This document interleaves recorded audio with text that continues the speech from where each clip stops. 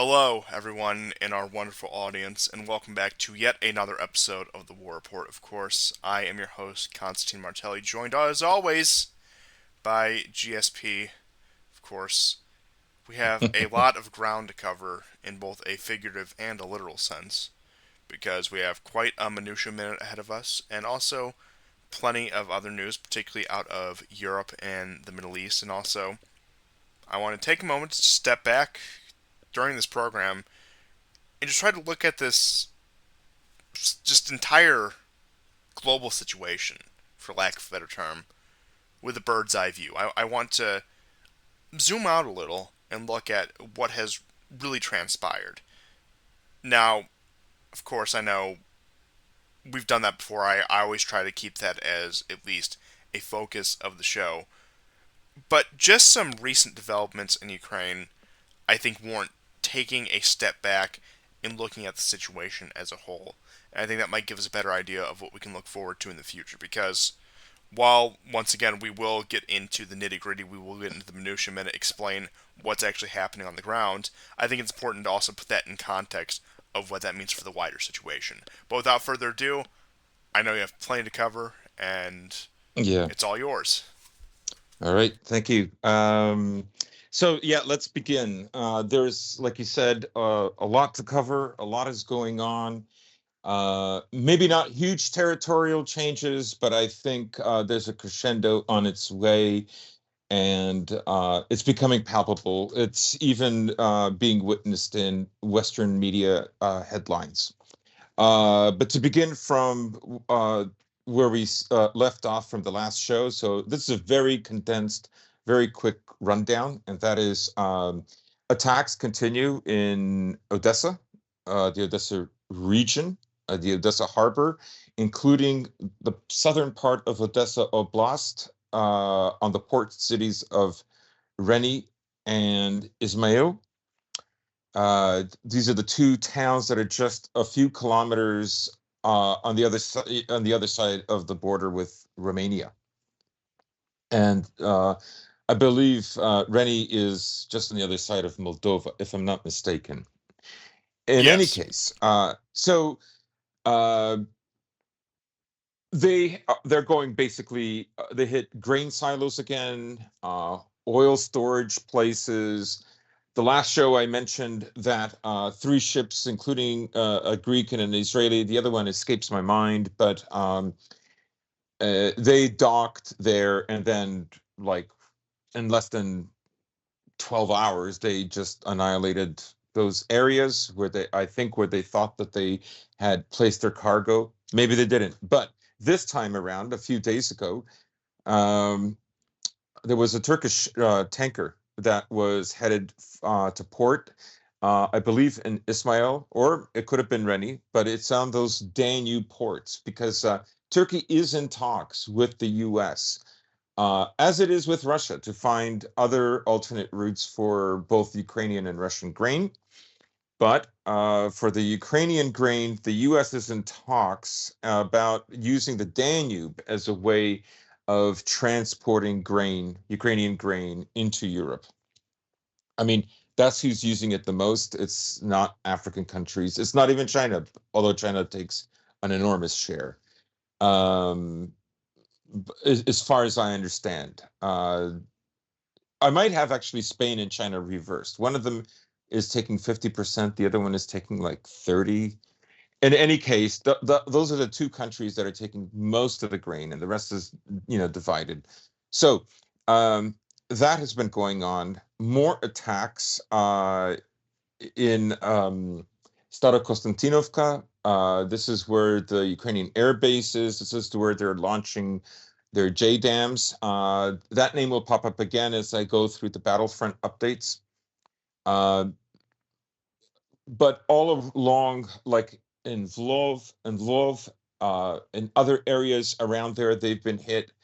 So the Russians are constantly attacking at night with get-ons and with all kinds of different missiles, like the X-101. They're using Kinzhals, Calibers, and X-22s, like various kinds of missiles. So subsonic, supersonic, and hypersonic missiles.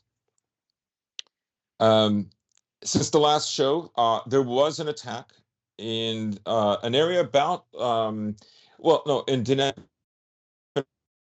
the city, uh, and a restaurant which had not been opened for about a year was targeted. And this, I believe, the name of the restaurant was called Reichert's, and the attack, according to the Russians, killed at least 45 mercenaries, and injured about, um, let's say, about 70 other individuals. So this is another major attack. Um, some people suspect it was also a kind of, let's say, command center, and it would have had NATO advisors. Of course, we don't know, and we'll not know much of the details as a result, because it just frankly hits too close to home, so they're not going to reveal it, and so on and so on. But remember that in Kramatorsk back in July, there was a hit by the Russians. It might have been June, where they took out another restaurant that had a lot of mercenaries. Um, Beginning with the front lines, I'll give you some very interesting stories that have happened since the last show. So if you pop up slide 1 and then the last slide that I gave you. Yeah, I'll go ahead and get both of those. I'll just size them to where they can both be seen. And getting to number 1 here. And let me just... Okay, that should be visible for everyone.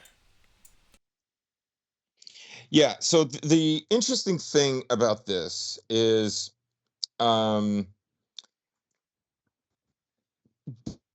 back, let's see, the last time we did the show, or about 10 days ago, this is an area, Cossack Leheri, or Lerki.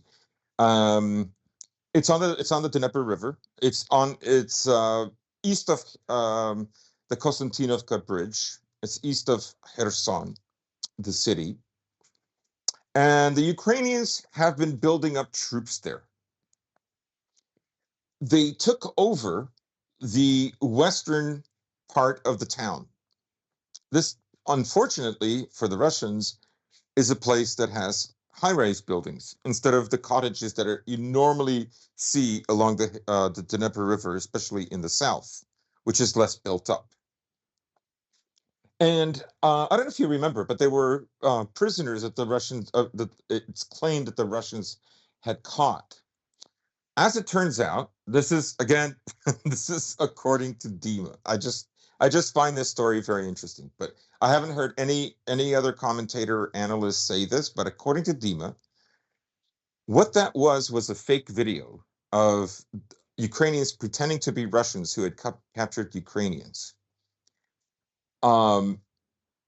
This then prompted the Russians to go into this area with with an officer, a major. That major was then abducted. Now, the interesting thing to note about this area is one of the advantages that the Ukrainians have is on the west side of the Dnieper is much higher ground, and that's where they have their artillery stationed.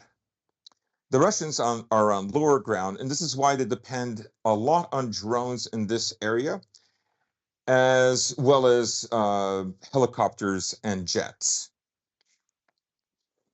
So the Russians had to essentially get rid of them.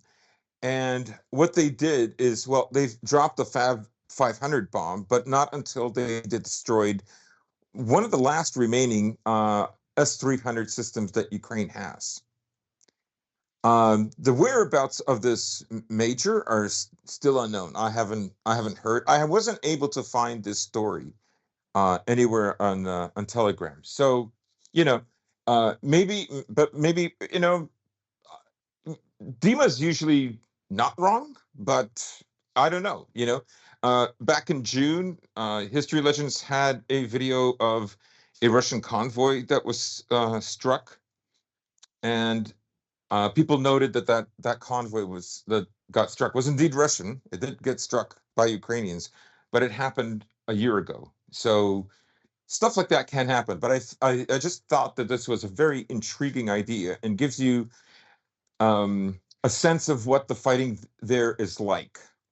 Because you can see on the map, there's lots of places to hide. These are all these long islands, these oblong-shaped islands, all throughout this area. And now, I don't know what the Ukrainians are going to do. There's still some Ukrainians stuck underneath the Antonovsky Bridge, which is closer towards Kherson City. Okay, uh, but at the moment they can't really transfer any large vehicles. Doesn't mean they haven't. They have managed in some areas, but these are very, very difficult crossings. And at the moment, they are still simply infantrymen, probably with some mortars, probably with a little bit of anti-air defense systems, manpads, perhaps, but not much else. I would think that they're waiting maybe for next year when the river gets very dry. And at that point, you have to ask yourself, will Russia blow up one of the dams in order to stop that? Because in the area around the Zaporozhye nuclear power plant and uh, Energidar, that there's no water there anymore. Armored vehicles can go across now. It's all like bushes everywhere. So the Russians will have to create some kind of a defense line that they didn't have to before. So it's interesting that the Ukrainian destruction of the Antonovsky Bridge, of the dam, rather, I mean, it does have a bridge component too, right? But in any case, its destruction basically meant that it would flood away certain areas where the Russians had built up defenses, and in other areas where they hadn't, it would dry up, making passing into it easier. Remember that last year there were several attempts, but there was one very large attempt, and it was a British newspaper that actually said, dozens of Ukrainians were killed trying in over 100 boats to cross over at night, and were discovered. For a long time, the Ukrainians denied this ever took place. The Russians are using dummies or their own men who are killed, but it did turn out to be true. So anyhow, let's move on to the other areas of the front line. So if you could put in slide number 2. Okay, let me just get number 2 right here. And whenever you're ready. Okay, so I'm not going to mention Pyatyhatki because Pyatyhatki has not changed. Although people are fighting and dying there, Pyatyhatki has not changed at all for a month. This area has changed a little bit, and the place where it has changed is in Robotine, as the Ukrainians say it, or as the Russians say it, Robotine. Um, so the latest news that I have beginning today is that the Russians may have recaptured the northern part of Robotine already. It's still rumors, but the last few days, the intensity of the fighting has been nothing unlike anything since, let's say, the first 2 weeks of June. Let's say from the 4th to the 10th of June is when the Ukrainians were just piling as much as they could. In this region, in the last 72 hours, 2 Leopard tanks have been destroyed, several Bradleys, 2 Mardars, at least 5 Strikers. And when you hear Mardar or Striker getting destroyed, What that means is basically Ukraine is now using its last reserve. There were, of the 12 brigades that were trained by NATO, there are 4 brigades that were left in reserve. One of them has already been put to the front line in the Kupiansk Svatove area, perhaps in the Kremenaya area. We'll get to that later. And the rest have been, the 3 of them have been put for the Zaporozhye front. Now, even the German TV publication NTV, it has a publication like CNN, printed articles, and it, of course, it's also a TV station. But there are also Western sources, I believe Business Forum or Business Insider had a story that the 82nd Brigade, this is their elite brigade, this is the one with the Strikers and the Challenger 2 tanks from Britain that are supposed to break through. So far, I think the Ukrainians only got 14 or maybe 16 Challenger 2 tanks. The Americans and Canadians gave them Strikers. I think the Canadian, it might be a Canadian design, the Striker. I'm not sure. Or Canada might have, like, the way Soviet countries, their spin on Russian infantry fighting Yes, vehicles. all the In any case, derivatives of the major powers. It's just one of those things that yes. trickles down, so to speak. Like, as I'm told, even the Swedish CV90 is itself based partly on the Bradley, but it has a much heavier gun, and a 57 millimeter. So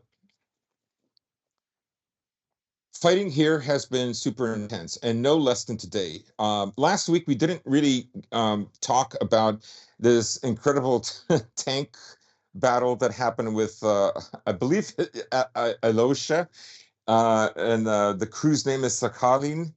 This was this one lone tank that went up against 3 or 4 Ukrainian tanks, no, about 3 Ukrainian tanks and about 4 or 5 armored personnel carriers, Bradleys, Max Pros, that kind of thing.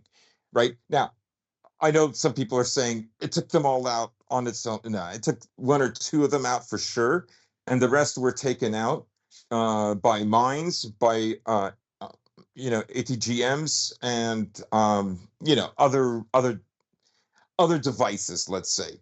But I can say he did shoot at least 1 or 2 vehicles, that's for sure. But the brave thing about him is he's like, this crew was completely by itself, and it did get the Hero of Russia award, the 3-man crew. So it was really quite. But the best thing about this video is just to hear the Russian guys in the command center saying, he's going to get effed. Oh my God, what is he thinking? He's running on adrenaline. He goes, just I'm the getting. live commentary feed. It was incredible. I'm getting goosebumps. Calm down. He goes, have a smoke. That was hilarious. Well, a similar kind of tank battle took place today. And again, about 7 vehicles for sure. The guy's fighting in broad daylight. Later, he comes in the evening, and the Russians are destroying any vehicle that's even damaged. They want to destroy completely. This has to do with the sort of, I think, maybe the culminating end game that we were talking about. In the second part of this video, it's dusk, and there is a Russian infantry fighting vehicle that's helping the tank destroy some of the other targets by firing upon a Ukrainian tank. But roughly about 7 or 8 vehicles are taken out, and at least 2 or 3 of them are tanks. The others, I don't know what they were. They might have been Bradleys or Mardars. So this is the kind of intense fighting that's happening in Robotine. And if you look at it, you can see where the Ukrainians want to go. Because that line that you see, that is the first line of defense of the Surovikin defense system that he designed. You can see that to the east of Robotine, they're very close, right? The Russians have been defending Verobove constantly, constantly. There was a time where they nearly lost it, and a Ukrainian tank actually made it to the front to the first defense line. Sorry, not a tank, an infantry fighting vehicle. I believe an MPP 2, and like it fell in the ditch and it then couldn't get out. So the ditches do kind of work unless you have some kind of a vehicle to plow through, you know. So that is the Robotine front. Um, we don't know what's going to happen. Um, Several announcements have been made. Shoigu, and this really goes for the Russian MOD, and that is they do not make really bold statements. They play with their cards very close to their chest, and they don't want to tell you what their plans are. But Shoigu 2 days ago said the Ukrainian forces are nearly spent. And that's kind of ironic because within 24 hours, 48 hours, various Western publications are now saying the last reserve that they have, which is 3 brigades, let's say roughly 12,000 men, are going to be thrown into this. There's also the Ukrainian publication. Let me please bear with me. I'm very sorry. I took a screen cap of it. Yes, Legitimeni. Legitimeni said the General Staff of the Armed Forces of Ukraine is trying to convince Zelensky to start mining Odessa and Nikolaev regions, as well as building defense redoubts, as an attempt of the Russian forces in this direction is expected in the spring of 2024. The other thing is that it's not just Shoigu who is saying this, but other generals are now saying that Russia is actually beginning an offensive, not a counteroffensive, but an offensive. But before we delve a little any deeper into that, let me ask you please to go to, we did slide number 3. Yes. And Okay, go so on. yeah. Whenever you're ready. Okay, so on the last show that we did, you can see that Staromayorskaya was the town that the Russians were kind of leaving. They, the Ukrainians absorbed about 2/3 of it, and the Russians were fighting on the southern outskirts. This has also been a very bloody battle. Today, there were 4 different, I believe, American Husky infantry fighting vehicles that were in this area that were blown up, again by a tank. Anyways, the Russians earlier in the week or on the weekend lost Staromayorskaya, and the village right next to it is Urozhanye. So Urozhanye, I mean, it's almost like one conglomeration. They have a little river that goes through it. Now, this was another very bloody and very interesting battle. The Russians were holding the southern part, and they were hit. Remember, I mentioned J dams. There was a storage Yeah. area and a command post where the Russians were located, and 2 J dams hit. And these J dams they're very powerful. Um, like I don't know if they're as strong as an Iskandar, but they're powerful. And the Russians hit back. I believe they got one of the ammo depots, but the momentum started going the other way. And so the Russians then were given the order to abandon Urozhanye and to go to the town below, Zavitne. Now, Zavitne, of course, has a river kind of protecting it. But as the Russians were going down and well away from Urozhanye, they were hit by artillery. You can see the men, about 21 of them. And after conventional artillery, they were hit by what's the cluster bombs. Now, a good portion of them got away, but obviously this is pretty bad. But from what I understand, the Russians were defending Urozhanye with between 100 to 200 men. And images have surfaced. There was a video that came out today. The town right next to it on the other side of the river, Staromayorskaya, 31 vehicles destroyed in the town, right? So again, something is culminating. The Ukrainians have lost a tremendous amount of men and material in this area. And in this sector, they are further away from the front line than they are in the Robotine area.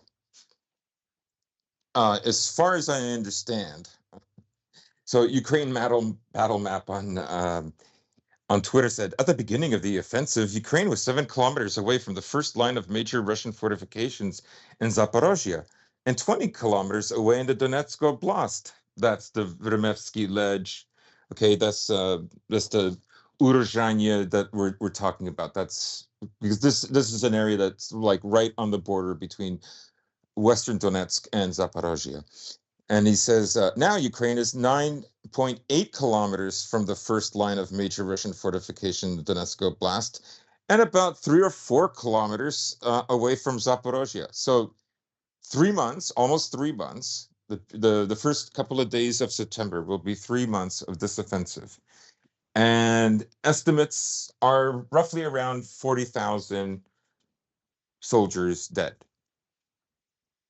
right? They have yet to reach the first line of defense. So these are enormously heavy losses, and it makes one think, what are they going to do, right? Because even if they break through the first line of defense, and the Russians, first of all, have more men behind the first line of defense than the area above the first line of defense, right? I think even the Russians, honestly, are surprised how well they've done. But this is a battlefield that they've been shaping right from the get-go. They worked very hard all winter to destroy Ukrainian air defense systems by targeting energy structures, right? And that was all across the board. And then as that's going on, they engaged Ukraine in Bakhmut. And while most of their best forces are fighting and dying in Bakhmut, they're building these trench lines.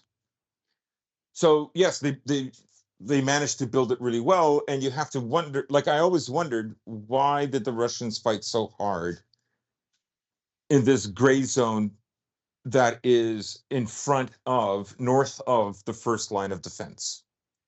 Because if you think this line of defense had a lot of mines, and that's all you've been reading about all of June, July, and part of August, definitely June and July. What's waiting behind it is even worse. So, why do this? The one thing I thought is, would they, if they thought it was necessary, deplete this area for whatever reason of men because they had to go to some other area of the front? Maybe it was a crossing at Rugledar. Now, the area around Kherson, yes, the Ukrainians keep showing up, then they leave, some are killed trying to cross. This is a daily thing. And the Ukrainians have inflicted damage on the Russians. Don't get me wrong. They've in the last 2 days to destroy 2 artillery systems there, using a HIMAR 50 kilometers away in southern Kherson, very close to the border. There was a training center that was hit, and it was men learning how to shoot rifles. I saw about 15 to 18 men. It goes off. You see about 5 or 6 guys that are not moving. A truck shows up, picks them up, and then it's just the bodies in this one clump in this one area where they lay before the truck, and then the truck the video is spliced. Then the truck disappears, and the second blast goes off in a like a building, a small building. Now, I don't think these guys, after seeing the first HIMAR hit the ground, that they're going to go into that building. They're going to get in the truck and get the hell out, right? But that's just to give you an idea, right? That the Ukrainians are still deadly. Today, a K-52 helicopter was shot down by a manpad, which means that he had to fly very close to support the fighters in Robotine. So it tells you how scary that is, right? And the reason the HIMAR hit this training center, it's the second training center that they've hit in a year in this area, by the way. The reason they did it is they took out an S-300 system beforehand. So they are, they are doing well in some regards, but they simply do not have what it takes to break through this defensive layer. Really. I'm seeing figures like 8-1 losses. I have no doubt that the losses in this case, unlike Bakhmut, they are very high for the Ukrainians. I Well, I don't know think what that they are, actually but I think they're much higher. I think this all contrasts very interesting with a statement that was given by Stoltenberg. So this is from DD Geopolitics, which is one of the many Telegram sources. They're pretty good. I would recommend them. But just to quote Stoltenberg here, NATO is not party to the conflict in Ukraine, but NATO will support Ukraine until it wins the war. Now, this is according to, it came from Reuters initially, and this was Stoltenberg responding to a question at a press conference in Norway, his home country, and about possible negotiations where Ukraine concedes territory in order to meet some sort of peace negotiation for the war. And Stoltenberg, after that, pussyfooted around the question of sending fighter jets to Ukraine. Now, keep in mind that Ukraine is allegedly supposed to be receiving something along the lines of, I think I can't remember the number of F-16s that they're being provided, but I know I that think they 12 or 12 14. with 7 trained pilots, 7 Ukrainian pilots, and I think out of the original crop, because it was about the 12 where they had it, 5 of them were disqualified because their English was considered insufficient in order to operate the aircraft, which once again also gets into a lot of question about the aid and the equipment that they're being provided, because this is from Western country. It's mostly from the U.S. And then you also have to consider a lot of it also comes from at least German industry, if not Germany itself, where there's going to be that language barrier. And you can probably assume that all of this has an English option, because I mean, you look at the structure of NATO, the structure of Europe. English is the de facto official language, if we're all being honest with ourselves. But Yeah. it turns out that, unsurprisingly, English fluency, and hell, even just a basic grasp on English, is not that common in a country like Ukraine for something that is that vital. So, on top of training men who have never touched this equipment, never touched anything like this equipment, you also have to teach them to overcome this massive language barrier on top of that, Mm-hmm. showing once again the real futility of all of this. And the only way you can make sense of this quote unquote counteroffensive that has been happening in the last 3 months is, and even this is a bit of a stretch considering the fact that it hasn't accomplished the goal, but the only reasonable intention I can think of looking at this, because it leaves us one of two options: either they're that overconfident in the Ukrainian forces, or the Ukrainians are being used as human waves, and I use that term a bit exaggeratively. I know it's not literal human waves, but they are being used as cannon fodder, I think more appropriately, to whittle down Russian forces in preparation for a larger intervening force, whether that be from Poland and the assorted Central Eastern European states, whether that be a all-out NATO intervention, or something along those lines. That's really the only sense I can make of this. And yes, I know I've been Yeah. harping on this Poland thing for months. I do think that as we go on, it looks more likely. But the only conclusion I can come to is that the Ukrainians are being used as cannon fodder, which I think that was obvious from day one. I think virtually everyone realizes that except the most hardline Ukrainians, that they're being used as cannon fodder in preparation for a larger conflict. Yes, that's right. I mean, it remains to be seen what'll happen.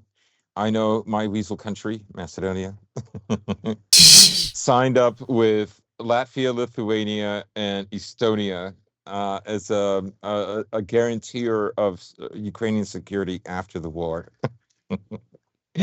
These countries altogether are under 7 million. Like Macedonia literally gave its entire military to Ukraine, And so now it'll have to give its men. It is so ridiculous. it's also Um, worth contrasting this with another story I saw earlier this week that Europe is sinking into a recession and just terminal economic decline.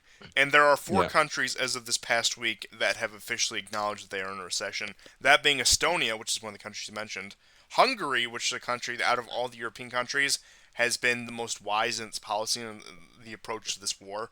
And I wouldn't even necessarily call it a pro-Russian approach. I would just call it a completely pragmatic approach. The Netherlands and Germany, unsurprisingly. And Yeah. once again, I'm not shocked by any of this. I'm sure that list is a lot bigger than just those four countries. I mean, we're talking about the entire interconnected European economy, especially under the banner of the European Union, and more particularly the euro. I think Netherlands and Germany are the only eurozone states there. But I mean, just look at, for example, Croatia.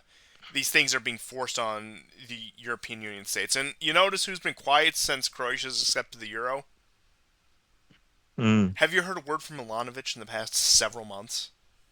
Yeah, yeah, yeah. Yeah, it's an Yeah. effective way to shut them up. The euro is the complete and final sacrifice of sovereignty within the European Union because you'll notice these, I guess you can call them, let's just say states that go against the grain, Hungary being probably the most prominent one, but even in lesser examples like somewhere like Bulgaria or Slovakia, none of these are countries in the eurozone. And they have that flexibility for the time being now. The longer they remain in the European Union, the more of a foregone conclusion is going to be that they're going to be forced to accept the euro and accept more and more control from Brussels. But the ultimate point of all of this is the economic fate of Europe as a result of this war. I'm sure nobody is surprised by that. And Hmm. not to sidetrack too much from the minutia minute, but I just want to contrast that with some interesting economic figures out of Russia. Now, they did have someone from the Kremlin, a presidential aide named Maxim Oreshkin, give a quarterly report on the economy. So, just his general bullet points there, just taking the Kremlin's word for it, just the way they're portraying the situation. I'll get a little bit deeper into it, but just to start out with their words. So, the Russian economy is transforming faster than ever predicted. They're looking at a budget surplus for the third quarter in 2023. Current budgetary situation does not pose a macroeconomic stability risk for the Russian Federation. The normalization of ruble exchange rates is expected in the future. The main reason for the weakening of the ruble and the acceleration of inflation is loose monetary policy, and the federal budget deficit in 2024 will remain approximately at the level of the current year, which is about 2% GDP. And let's not even get into the debt to GDP ratios of virtually every Western country at this point. 2% is negligible, all things considered. And like like he had said, the ruble has been rather unstable. So this is news as of just August 15th, right here, that the dollar exchange rate on the Moscow exchange rose above 100 rubles for the first time since March 23rd, 2022. So once again, the ruble is struggling. I don't think this is the forecast of doom and gloom that many people would have it be. But if we're talking about the tangible Russian economy beyond currency and currency games, which I'm not going to say are entirely irrelevant, but just the story that came from Japan actually blew me away, just the figures right here. So, since July 2023, in the month of July 2023, Japan increased grain imports from Russia by 5,680%. And that is, once again, 5,680%. And just a few other economic factoids about Russia in over the summer. Export of Russian vehicles grew 84%, while shipping of spare parts fell by 44%. In addition, exports of medical devices increased by 1,123%, and then overall Japanese exports to Russia in 2023, month of July in 2023, rose 25% to about 348 million compared to the same period the year earlier, where imports fell about 69 to 70% to about 367 million. So, once again, the sanctions that have been implemented have been very selectively applied. There has been a lot of exceptions, a lot of waivers issued, especially to Japan, because although Japan is in a much similar situation as Germany, just given its geography and given, I would just say, its national character compared to the Germans, they have a lot more flexibility on the world stage. Keep in mind that pre 2020, this was a country that was actually increasing economic relations with China at an unprecedented rate, especially with the rather contentious history that exists between the Chinese and the Japanese. But I won't get too far into East Asian news at this moment. But point being is, we can contrast the economic situation in Europe with the counteroffensive with, frankly, what has been a very profitable summer, all things considered, for Russia, despite some setbacks.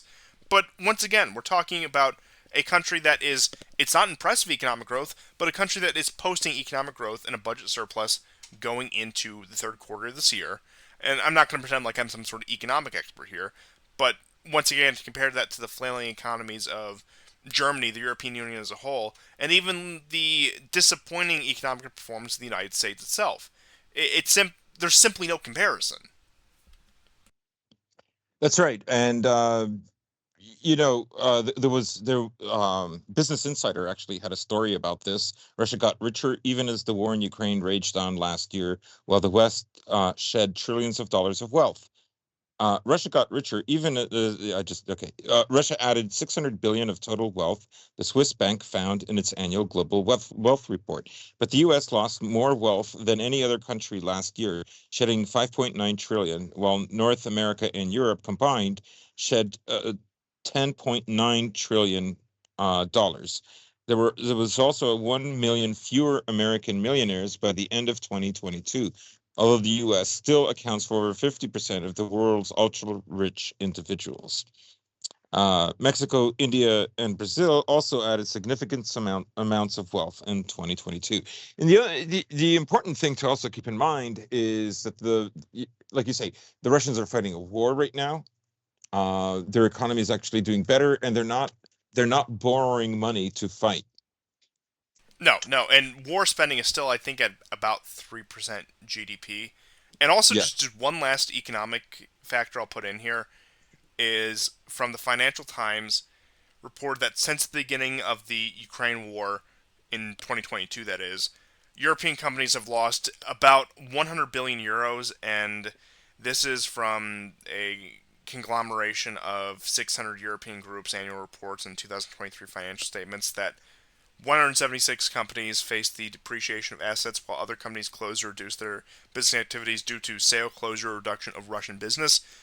And I wish I could remember who I was listening to talk about this, because it was a rather fascinating point about the sanctions in Russia, where a lot of these companies that pulled out ultimately it had so little effect on Russia because much of the supply chain in Russia for these companies, whether they be manufacturing, service industry, whatever, the supply chain was domestic, and more or less, as franchises work, they were paying for the name brand of whatever European or American or Western company that might be. So at this point, the Russians have a bunch of knockoff companies that are making pretty much the same products under different names and different ownership, and they've completely cut out the middleman to the point where the sanctions, in a twisted turn in events, I suppose, according to the Western point of view, has made this country much more economically sovereign than it was previously. And the ones that haven't been filled by domestic companies have been filled by other non-Western companies. I think China primarily comes to mind, India to an extent. These countries that Russia has deepened their business ties to the tune of hundreds of billions of dollars just within the past year and a half since the outbreak of this conflict. And if we're going to assume I'm going to take things at face value. Assume the purpose of the sanctions were to weaken the Russian economy in order to get them to come to the negotiating table in this war. At this point, especially from the European perspective, but also from the American perspective, just the Western perspective in general, they have expended several times, I would say at least tenfold, at least, Mhm. in the cost of these sanctions than it would have been to let Ukraine concede even just everything east of the Dnieper to Russia at this point. Now, I know that wasn't the purpose of the sanctions package. I know the sanctions were just as much to make Europe and other parts of the world as economically dependent on the U.S. as it was to try to punish the Russians. So while they didn't accomplish the primary goal, it sure as hell accomplished the secondary goal. But if we're going to once again give them the complete benefit of the doubt, I don't know why anyone would ever do that, but just for the sake of argument, we're going to give them the complete benefit of the doubt. The cost of the sanctions has been several times more than whatever concessions Ukraine could have made to Russia. Yeah, Completely, absolutely. it's not only unpragmatic; it's the opposite of pragmatism. Yes. And, with news that China's economy is not doing that well, less than it's underperforming, and there are people saying that the days of 7 and 8% growth are behind, that the days of 3, 4, maybe 5% are the days that China will have from now on. So it's turning into more of a stable economy than a boom economy. Um, Yes, versus the wonderful economic performance of Western nations at this time. Right, right. But you can see that Yes. Russia's preparedness economically, or maybe just as good luck. I don't know. But just consider that Russia launched a lunar land module that is expected by the end of August to land on the South Pole. Today, the first photos of the moon have been um, have been published. There was a security meeting in Moscow where dozens of reps from different countries came to not only look at the new defense systems that Russia is coming up with. By the way, they are going to increase Krasnopol bombs by 25%. All BMPs are now going to get active protection.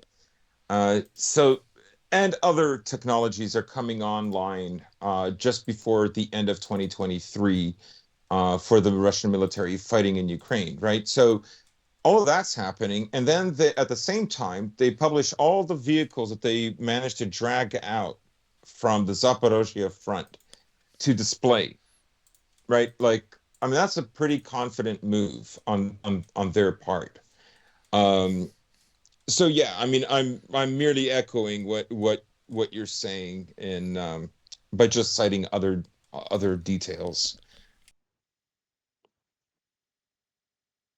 But to get back to the news from the front. Yeah, I know I did derail you a bit there, so I'll let That's you wrap okay. up the news. But I don't know, that was just too pertinent to sit on. Yes, I agree. 1, 2, 3. Okay, so let's put up slides 4 and 5. Okay, there's slide 4, and let me just size adjust that. It's so fickle sometimes. I just love technology, I'm technology's number one fan. You'll never believe it. And let me just get that a little bit smaller. And there we go. Okay, so the advances that you see today on slide number 4, the red one as opposed to the yellow one, are the gains that the Russians made just today. Um, so this in about a week, basically, if you look at where the red is, all the way back to the top part at Vilshana, that is where the Russians were. So in about 7 days or so, maybe 8 or 9 days, they've managed to push over here. To the far left, we see Simkovka, or as the Ukrainians say, Simkivka. It's so Um, ridiculous. yeah, so um, the Ukrainians were there, but the Russians dropped some bombs, fabs again. And the fabs, by the way, now have increased their range from roughly 42, 43 kilometers to 60 kilometers, um, with some upgrade and tech stuff that I don't really understand. But in any case, that is the situation. One more thing before I get into these two slides, and that is today a train with ammunition. Mind you, that the Ukrainians and the Russians are destroying each other's ammunition, right? Just so you know, smaller depots of ammunition, closer, right at the front, right? So, but this was a major shipment of ammunition on the border of Donetsk and Zaporozhye, and it was destroyed. Two or three successful missiles, and the thing went up in flames. So this is a very large shipment that was meant to be dispersed into smaller quantities and peppered throughout. Now, we are talking about the Svatove Kupiansk line. The Kupiansk line is very interesting. So back the first big initial gains that the Russians were making in this area were on August the 10th. And it was at this time that General Syrski actually visited the headquarters of Kupiansk. There was some write-up. It was either in the Washington Post or the New York Times. I remember looking at the photos, and even Le Monde had a headline on this, as I found out from watching History Legend. He had a absolutely superb video on this front line, and That man just has a touch for like honestly. To, yeah, to remove ourselves from this little horse race here, best coverage of the war I've seen on History Legends. yeah, it's really good. I was just blown away because it's the narrative that he weaves, right? It isn't just mentioning the facts and so on, and you create the narrative. It's the narrative that he weaves in the little things like I mean, it came to me that if a Russian helicopter is shot down and it's only the first or second one in 3 months fighting at the Zaporozhye front, and there are literally dozens flying every day, then that, by deduction, that would mean it would have to get really close, right? Because we know they don't have S-300 systems. Well, the thing with History Legends, of course, is he has these kinds of insights all the time, right? So the interesting thing about what's going on in Kupiansk is the Russians are exerting a lot of pressure. The yellow that you see, this is an area that is just west of Svatove. Now, I should also mention that today and yesterday, the Russians regained some of the territory that they had gained, but then lost to the Ukrainians, because the Russians have been very active in this area beginning in August, right?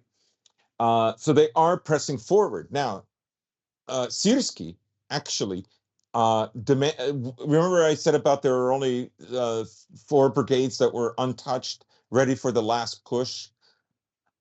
Well, one of those brigades is probably in this area, so that leaves 3 brigades, and it is because Syrski demanded that they come.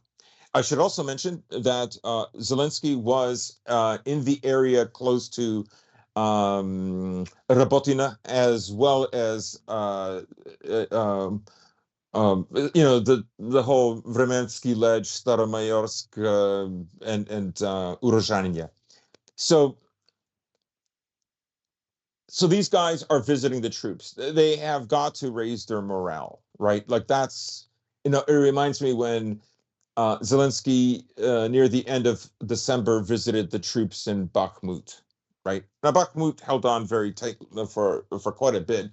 It fell, I believe, May 20th or May 21st, something like that. So it held on for uh, 5 months, 6 months, 5 months, yeah. So it did very well, all things considered, right? But at a great cost. And so the Ukrainians are afraid of something developing here. Now, the Le Monde article had a journalist who went there and interviewed a battalion commander. as well as an officer who mentions that he had gone to give the guys a pep talk, and as he was leaving, the Russians began shooting off artillery, and the three guys that he was speaking to, a bomb literally landed there in their midst.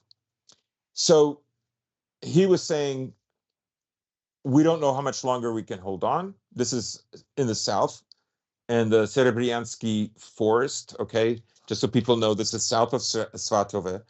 If you see the yellow slide, this is south of that, but the borders have not moved in this area. I'm just letting you know. Um, and the story is probably like, a week old. It was recently published in the last 2, 3 days, but of course it takes longer than that to visit and do the interviews and so on, and write down one's observations. So he says, even though we're defending, we're losing 2-1.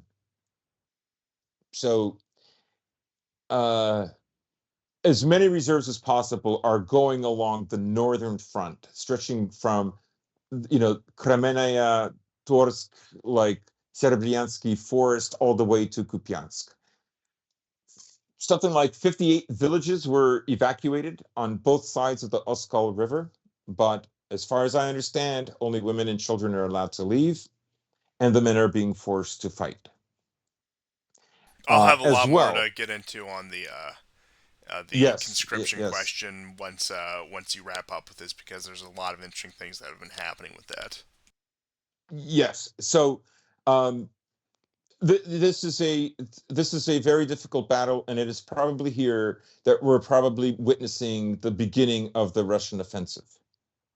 I say probably because there is a caveat, and this could be like, I don't know, a pretty bold move on the part of the Russians. So I'll ask you to go down to the second last slide. Oh, okay, I'll go ahead and get. There we go. Okay, remember how I was perplexed all through August and July? Why are the Russians constantly bombing Sumy? And I would say, oh, yeah, I guess there's an ammo depot. Maybe there's a concentration of material there that they have to destroy. Whatever, right? Russia has, well, they've kind of begun to attack command centers. In fact, the day after Syrskyi left Kupiansk, and the 14th Brigade is stationed there. The very headquarters that he was at was the day after was destroyed, which is a clear sign by the Russians saying, we know where you were. That thing was destroyed. I don't know what the losses were, as well as the railroad station in Kupiansk. This is going to tie up logistics. Now, there is a road that all along this Zhirobets River, terminating into Kupiansk, that is very important. And the other thing is, like, um, just before I get into the last slide, uh, there is an interesting story, because just outside of Kupiansk, I believe it's Petropavlovsk. Okay, it's south of Sinkovka. And the interesting thing is, last year when the Russians were retreating out of the Kharkov Oblast, there was a BMP that was stuck here, and there were men inside and on top. It was attacked. Of course, several died just from the first blow. It was hit by American mercs as well as Ukrainians, and I believe one British or Australian merc. Okay. And some of the Russian fighters actually fled into a house. Now, the driver did try to surrender, but I believe an American merc killed him. And just incidentally, 3 American mercs were killed since the last show on the same day in the Bakhmut area. So, as well as one of the leaders of Azov, not the ones that were um, in prison. Those guys are back, and they are in the Kremenaya forest, obviously to raise morale. So, um, I think the Russians want to capture Kupiansk, and I think it's going to mean something for them because the Russian guys that were holed up in that house, they fought very hard. They didn't make it, but they managed to kill the team leader that went into the house first, and then the Western Mercs became desperate, and I don't know whether they asked for artillery or it was Russian artillery, but artillery began to fire in this area, and they killed two of the mercs. And as the video goes on, it says everybody that you see in this video was severely wounded, and then they show like guys with like major operations, amputees, that kind of thing. You know what I'm saying? So that might be something meaningful for some of the Russians. I don't think they've forgotten that event, right? Uh, so, but now to get to why I think that it might not be Kupiansk, or Kupiansk might be a diversion, and that is last week, just after we did the last show, there was a commando team of Russians who went into an area and they liquidated a Ukrainian unit of men. It's all on night vision, if you can find it on Telegram. And so they've been scouting this area. And now there are rumors that maybe what the Russians are going to do is go into the Sumy region. Because remember, they've been bombing this area, they're shaping the battlefield. And it could be that they want to cut off Kharkov from Kiev. We'll see. We'll see. Because the fighting in Kupiansk will, if the Russians actually go for it, will be a tough fight. It's on a river, right? And the river is much deeper and wider than the tiny little river and railway that separated Bakhmut. It's smaller than Bakhmut, as I understand it, but it will not be an easy fight. And so we'll see. We'll see what happens. And that's my quick condensing of the battlefield. If we did these shows more often, you know, maybe this wouldn't go on for as long. But Oh, okay, anyhow, I that's hear you. that's what We'll I've we'll got. talk about this off air. We'll get our schedules arranged. Just blah blah blah. Um, but with all that being said, I did have an interesting graphic I have here that I think you sent this to me on Telegram about some of the situation with the conscription and recruitment offices in Ukraine. So I believe the figure just within the past few months is that about 20,000 fighting age men have managed to escape the country of Ukraine in order to avoid conscription. Now, as to their destination, I actually do not know where in particular they went. I imagine probably the regular destinations, which is Poland is a gateway to the rest of Europe. Some of them probably ended up in Russia, just depending on where their sympathies do lie in this conflict, because it can be rather split in the middle, as I'm sure you all know, having followed this war since the beginning. But I just want to read off a few statistics and a few of the examples about what's currently happening. So, the Ukrainian State Bureau of Investigation reports that it's already investigating 112 criminal proceedings against military recruiters, mostly military recruiters who help invaders to run away and go abroad. And this map right here, if you can read it, does showcase some cases, but I'll just read through a few that I found quite interesting. So, in Odessa, we have one of the military commissioners who was able to collect hundreds and millions in hryvnias in order to facilitate evasion of duty. Now, I don't know what the exchange rate is. I probably imagine it's probably in the tens of thousands of American dollars. Here's one that right here from Shirkazi, where for the equivalent amount of 10,000 USD, a military recruiter, quote unquote, excused men from service. There was an issuing of certificates of postponed mobilization in Chernivtsi, and Ministia, there was forging of documents. I think you guys get the point here. But we are looking at a completely dysfunctional country at this point. I know I hammer this point home time and time again, but I just want to talk about some of the broader implications. I'll leave the map up if you want to try to pick out some of the more individual examples that I didn't quite get to.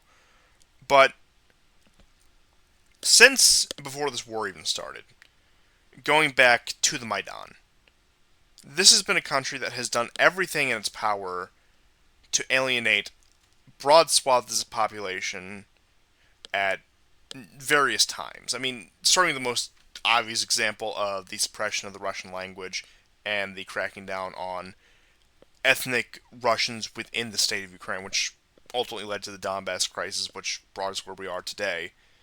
So that's example number one. But then when you look at those language laws, of course, they ended up going against other ethnic groups that have been in that country. Once again, that these borders are arbitrarily drawn. They were cut off from their homelands, such as the Hungarian population, the Romanian population, because of, once again, mostly post World War II borders, post World War One borders to a lesser extent. But you have that. So you have these groups that have no real ethnic connection to Ukraine, that are just foreign ethnicities living inside Ukraine just because of the way the borders managed to shake out with the collapse of the Central and Eastern European empires at the beginning of the 20th century, culminating with the collapse of the Soviet Union at the end of the 20th century. I think you get the point here. But fundamentally, you have these groups that don't really feel a strong connection to the Ukrainian state and more likely feel a strong connection to whatever homeland that might be, whether it be Hungary, Romania, Russia, etc.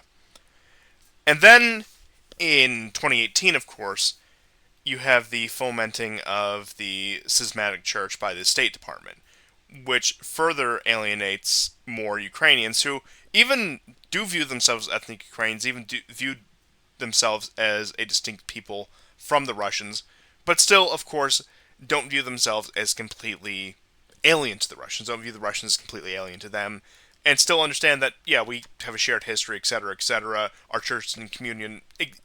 But then, of course, they go one step further than that with, of course, the setting up of this church, which, once again, we've talked about at great length, and then the further suppression of the canonical church since the outbreak of this war. So they've alienated the population that way. And then, of course, the current regime in Kiev, although they will use a lot of these Western Ukrainian nationalists as cannon fodder, they aren't exactly representing the interests of what these people would want out of the Ukrainian state. Now, not that I'm saying these people should be in power or that I sympathize with them or anything, but once again, you can see where their interests are completely divergent from that of Kiev's. And then it gets to the point where the Ukrainian state has purity spiraled so much with all these different factions, so hell bent on alienating large swaths of the population, that they will penalize somebody, maybe not even legally, but even just socially, for speaking Ukrainian wrongly. Even if they are speaking the Ukrainian language, they don't do it in just the right way, and depending on where they are, usually in Western Ukraine, it's something that's viewed as even pro-Russian. I'm sure I didn't show the footage on the show, but I have referenced it a number of times. I do think I've linked it before about some of the internally displaced Ukrainians who came from places like Mariupol and just the absolutely horrible treatment they got from both people on the street and local officials there.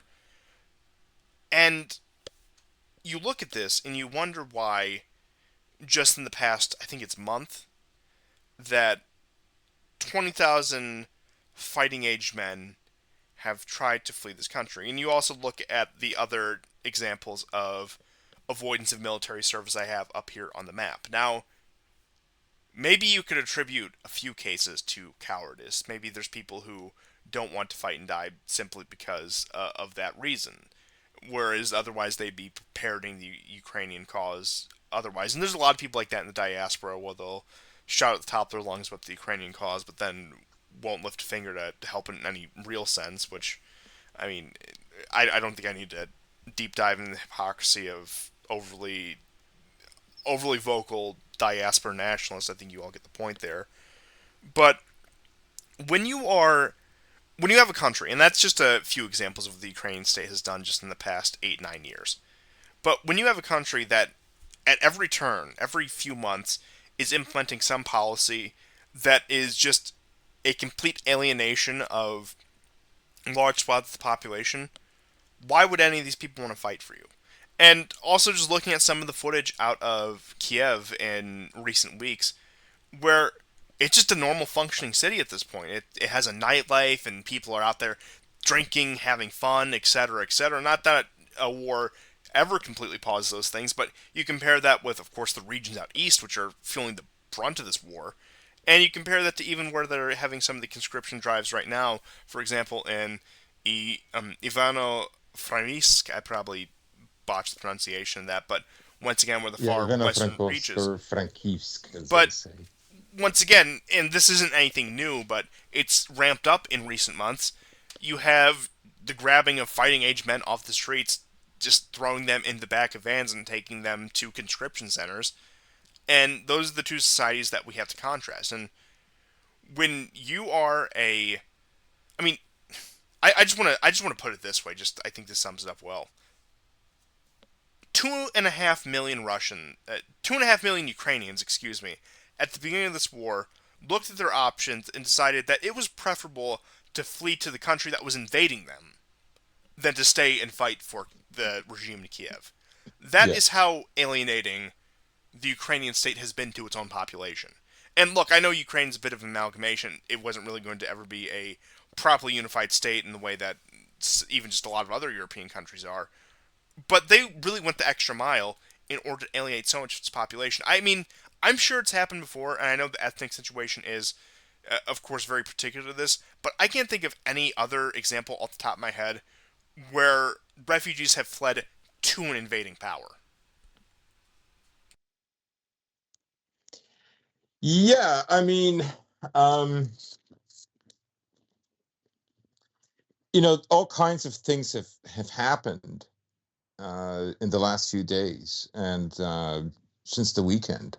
So just to add further context to what you're saying, um, Zelensky has fired every single recruitment officer, right? Because they're upset.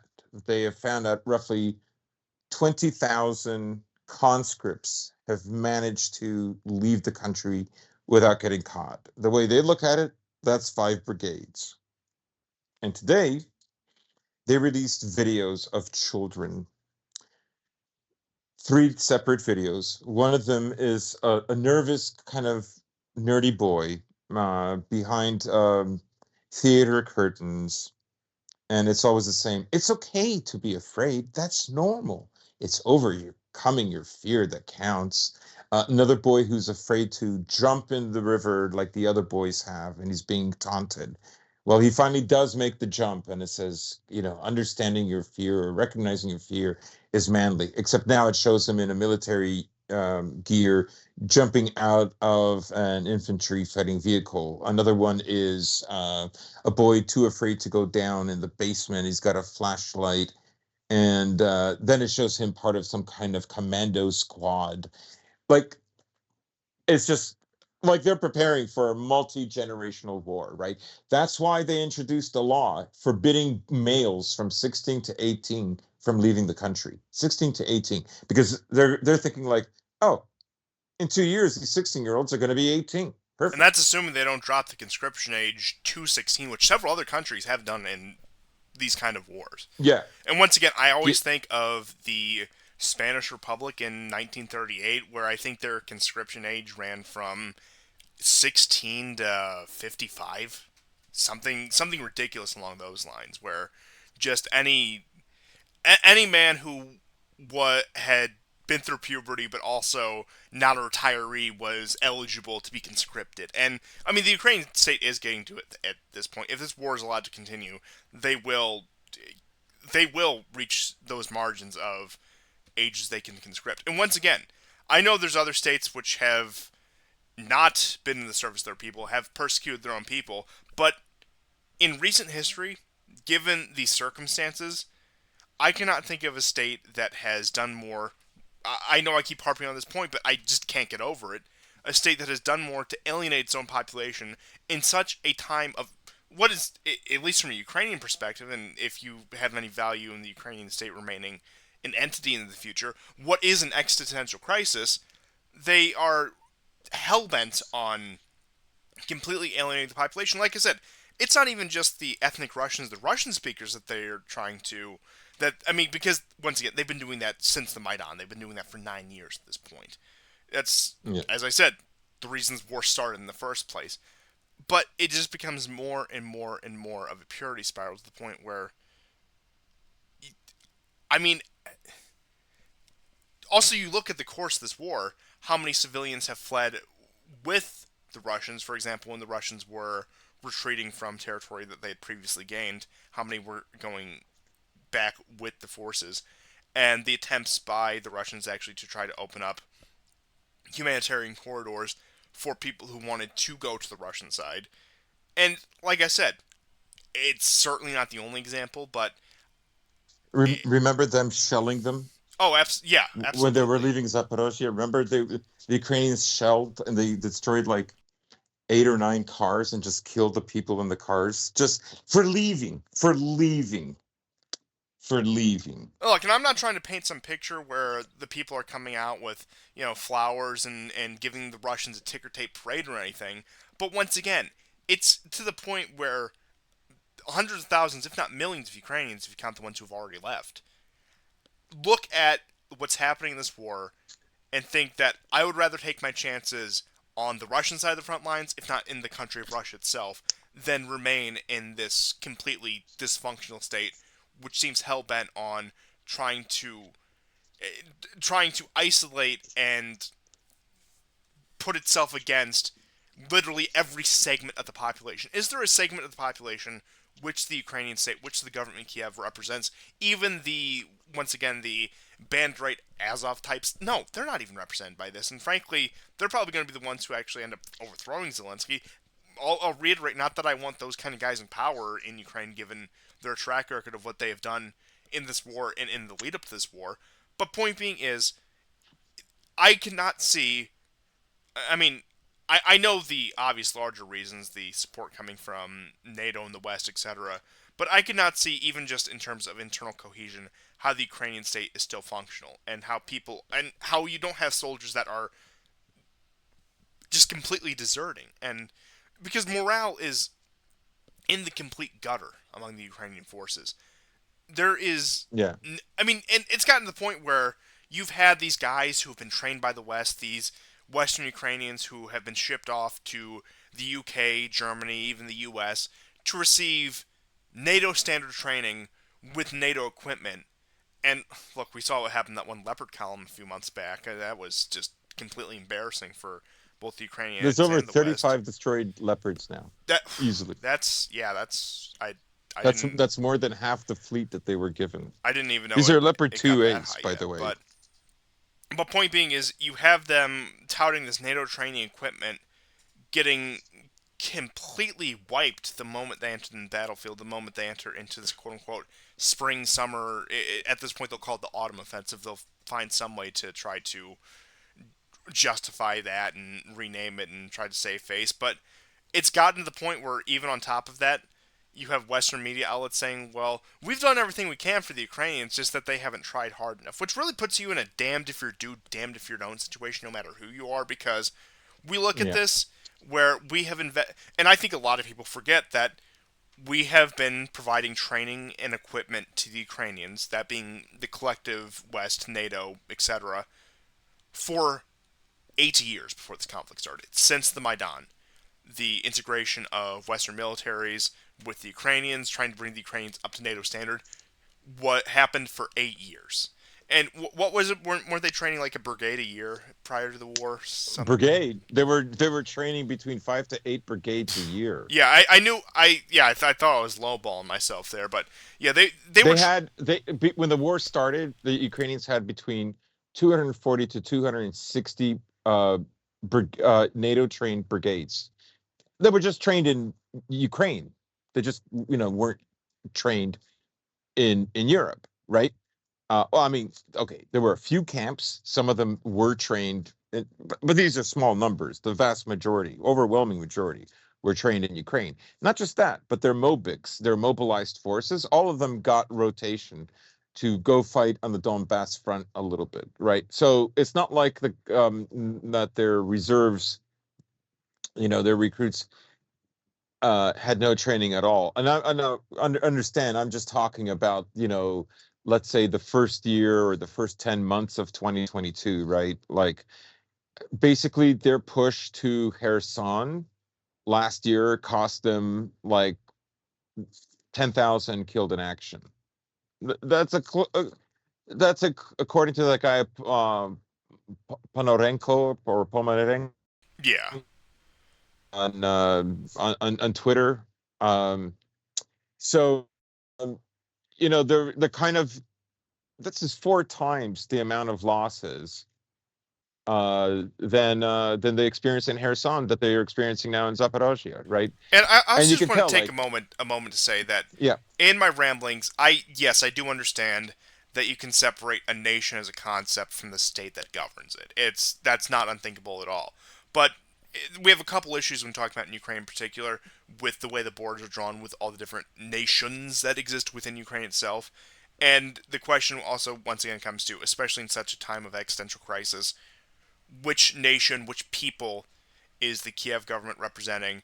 And at this point, unless you are the most hardline Galician bandit Ukrainian nationalist, what motivation you have to fight this war? yeah. I mean, it's a bad situation. I think, there's a testimony of a Ukrainian soldier, let's say, mm, from about a day or two ago, maybe from a day ago. Okay. It just popped up today.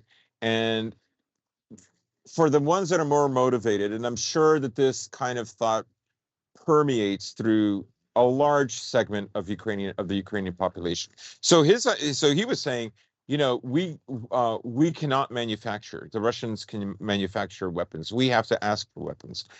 And then he says, the Russians have time on their side. They're patient because they've waited 9 years for this. First, it took Crimea, then this. So in his mind, okay, in his mind, like this is all an incredible 4D chess move by Russia. It's so ridiculous, right? Like all you had to do was respect the 25% of your population, and like you had a fucking coup. I'm sorry for the language. You had a coup, okay? You had a violent coup sponsored by another country and by a rich, you know, um, in parentheses, millionaire Soros, right? That's what you had, right? And the I think some of the reason some of them are still fighting is they think like this has been like an amazing Russian 4D chess move, and they're going to, like they don't see that their actions are like leading to this.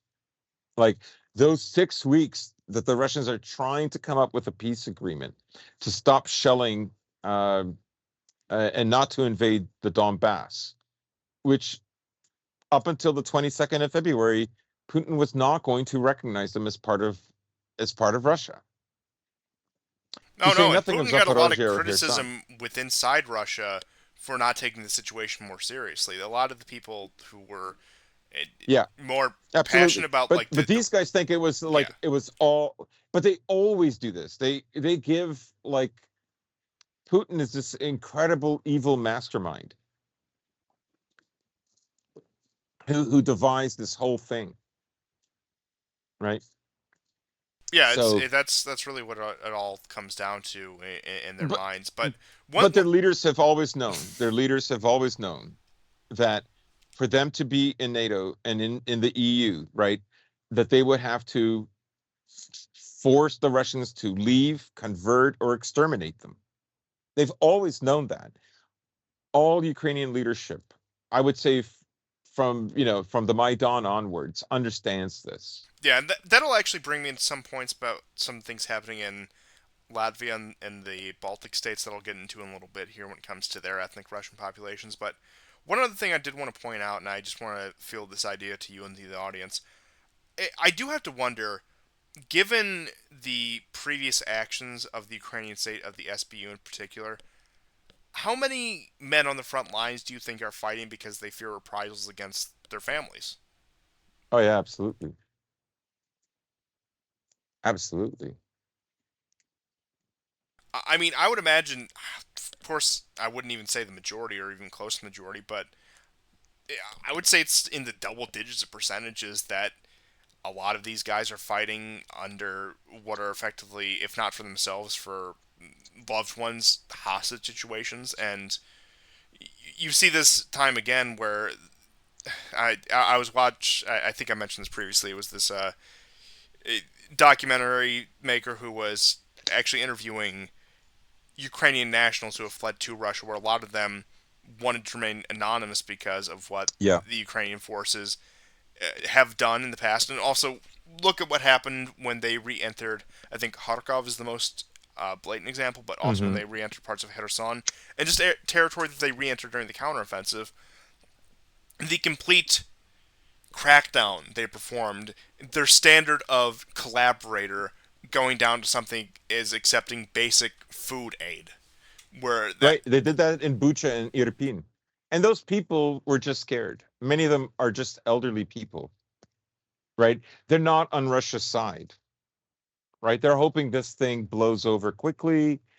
And, yeah, and, yeah, and, it, this is the and it almost population. did. It almost did blow over quickly. I mean, this is the population that will just accept the status quo, like regardless of the Yes. outcome.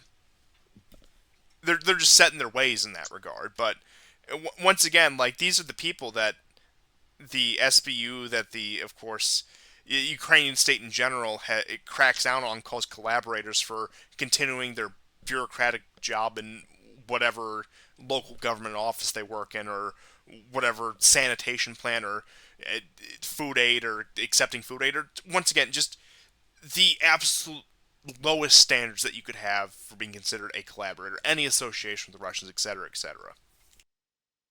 Yeah. But that's all I really had on the internal situation in Ukraine. I suppose I do have some news about, as I was saying, Poland and the Baltic states we can get into, and then cover some other European news, and of course try to at least round out the situation in Africa a little, because that has grown just even Hmm. more so complex. But I'll start with some of the news this week that came out of Poland, where Poland is to boost its troop level to 10,000 at the Belarusian border.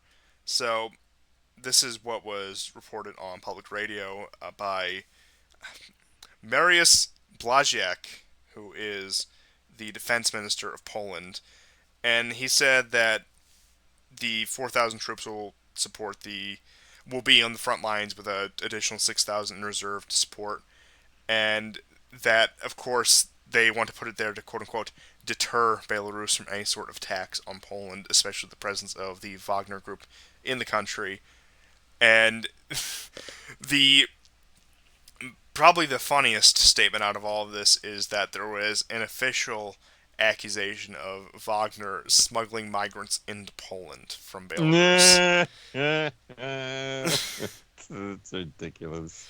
Where Those damn it, Wagnerites. yeah, they can't stop doing what they do in Africa. They're the ones sending over the refugee ships. It's not our own policy where we say, "Hey, come on in.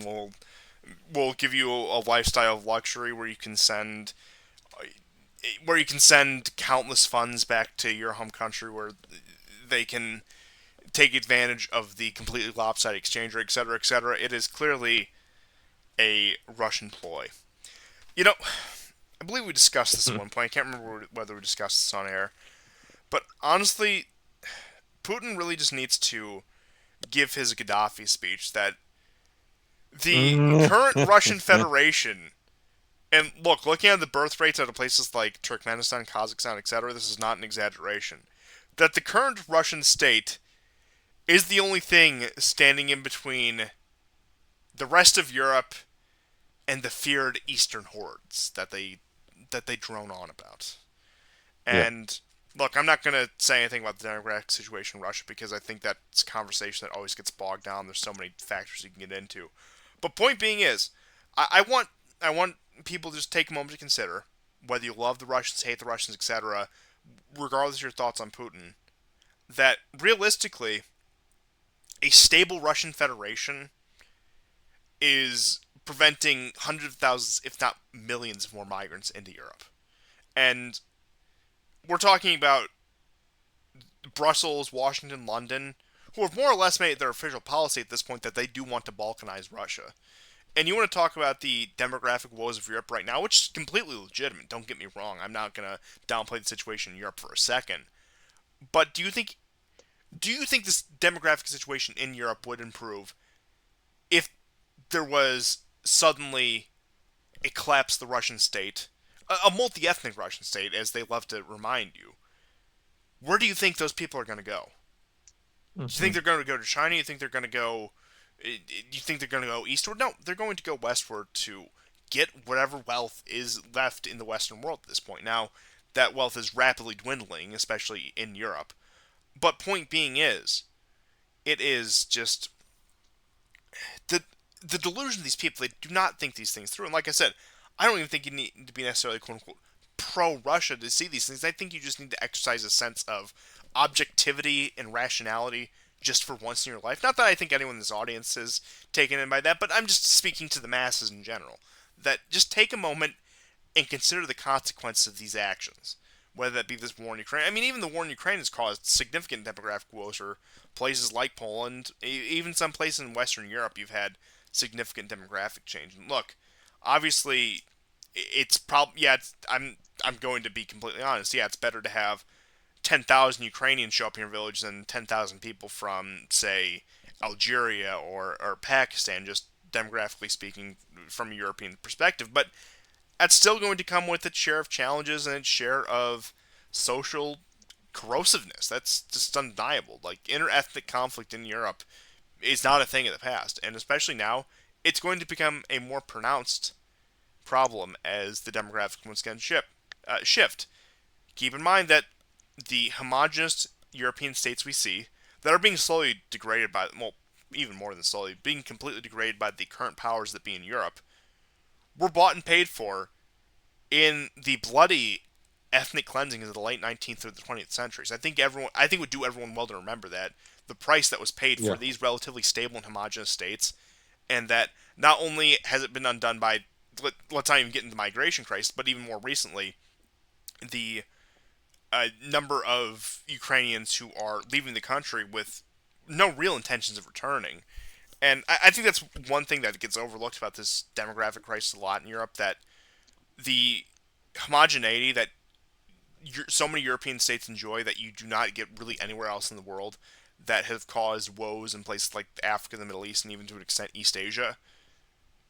Like I said, I think people would do well to remember the price that had to be paid to get Europe to such, and I hate the word, but I can't think of any other word, such a privileged position, only for that to be sold down the river to people who have no connection, no history in this land. But I'm getting a bit in the weeds here about the mass migration topic. I could go on about this all day. Perhaps that another episode does warrant that. But with the increase in troops on the Polish-Belarusian border, which the whole Wagner thing sent me off on that tangent. So, getting back on topic here, it's it's really just waiting for somebody to fire the first shot when it comes to the situation in Belarus. Because look, the West has agents, and I think even more particular, Poland has agents that are waiting for another color revolution attempt in Belarus. And I know the number of fighters, of Belarusian fighters on the Ukrainian side, has been small, but once again, these are people who can serve as force multipliers for any sort of color revolution or any sort of internal violence or civil strife that can take place in Belarus. And honestly, I think at this point, Poland is just waiting for the most opportune moment to strike into Belarus, because that is the biggest distraction that can be given to Russia at this point. The biggest diversion that could be given to Russia at this point, because you're talking about Belarus. This is a country that you, especially at this point, cannot afford to have fall into pro-Western hands. And if you're going to have Poland there fomenting color revolution and if not outright intervening with their troops after said color revolution starts and they need to secure a neutral zone, etc., etc., etc., which I'm not saying these things are guaranteed, but they're certainly within the realm of possibility. That is the effective opening of another front. And it also becomes very dangerous, to repeat myself once again, with a country like Poland getting involved because, of course, if they go in on their own operation, there'll be the deniability of, oh, of course, Article 5 can't cover it, so this is deniable. But once again, once Russia starts striking back at Poland, then that becomes an Article 5 issue because Poland's a NATO member, and if any Russian missiles or attacks cross into sovereign Polish territory, of course, by the double standard, that is also going to be an Article 5 trigger. And not only in Belarus, there was an interesting video that came out from a Polish mercenary saying that if he's just saying he personally, his motivation for fighting Ukraine is to get back territory that quote belongs to Poland. That Poland's real plan is to collapse Ukraine's economy and then quote unquote take the territory without a fight. Now, look, you can say this is just one mercenary blowing hot air, but you do have to question the motivations of what the 20,000 at least confirmed Polish volunteers who have gone to fight in this war. I mean, how many of them do you think are irredentists? I mean, I think if you're willing to, and look, unless you're a liberal ideologue, which I know that has been a bulk of a lot of the volunteers, I can say a bulk of them, but quite a few of the volunteers. But especially looking at Poland, looking at its history, looking at the ideas that get promulgated in Poland just over the past 30 years, I think it's safe to say that if you're a Pole who's willing to actually go to war and fight for I should say, fight against Russia, you probably believe that Lvov belongs to Poland, that these territories in Galicia are rightfully Polish, and that you have no friend in the Ukrainian beyond a common enemy, and once that's over, the Ukrainians can go to hell for all you care. Which, I mean, I think is more or less the perspective. I'm not going to even say a majority, but I would say a significant amount of these people who are fighting in this, and I will remind you that if there's going to be a larger Polish intervention in either Belarus or Ukraine, you're going to see a lot of these guys come home because these are the guys with combat experience, these guys who have cut their teeth on this.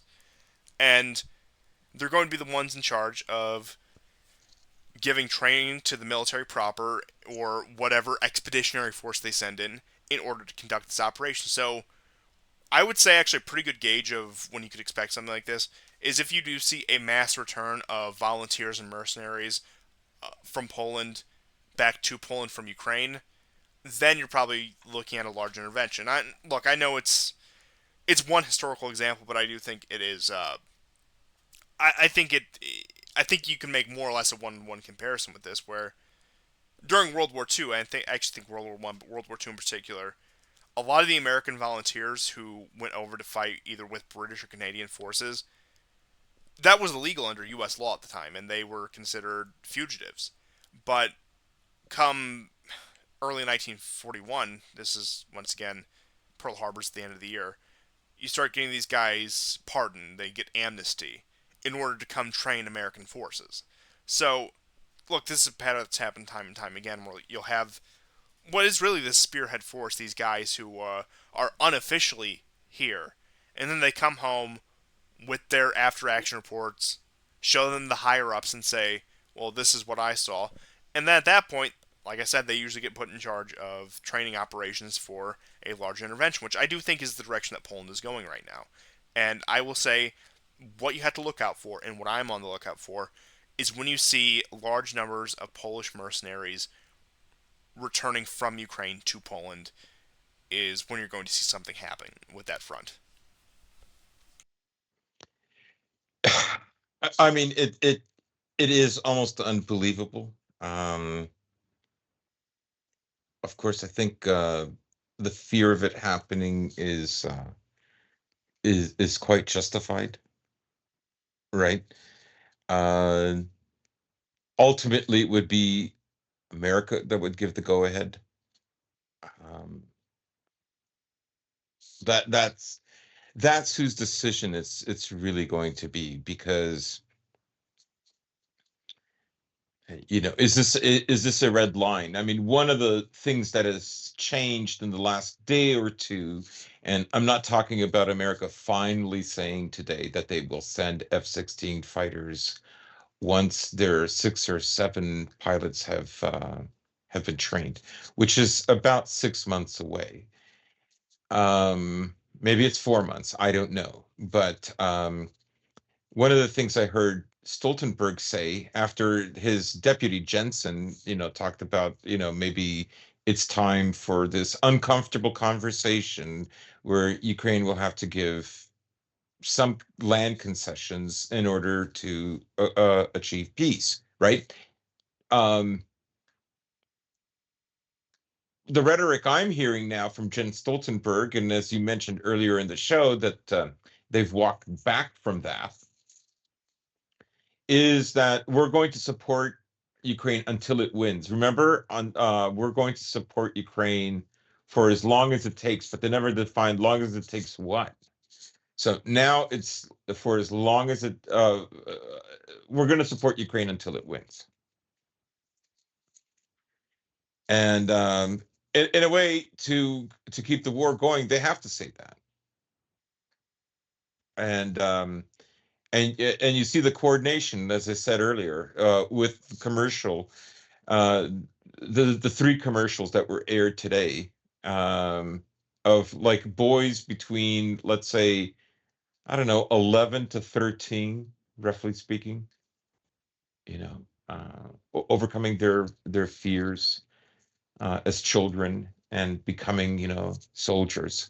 Yeah, once again, Is if we want to get drastic, assuming Ukraine drops the conscription age to 16, that's just 3 to 5 years down the road, and 5 to 7 if, let's just say, assume they keep it at 18. So, mm, but once again, I think that's getting a little bit into minutia. But with all that being said about the expansion of the war, and of course NATO's pledge to, as long as it takes, we've been hearing that since the beginning of this war, it's exhausting, that in Latvia there was a policy implemented that would see the deportation of thousands of Russian speakers. Now, this was having to do with language exams. If they couldn't pass these exams, they would be expelled from Latvia. And actually, it's gotten to the point where the Human Rights Council has appealed to the UN, Council of Europe, and other all these international organizations to protect the Russians who did not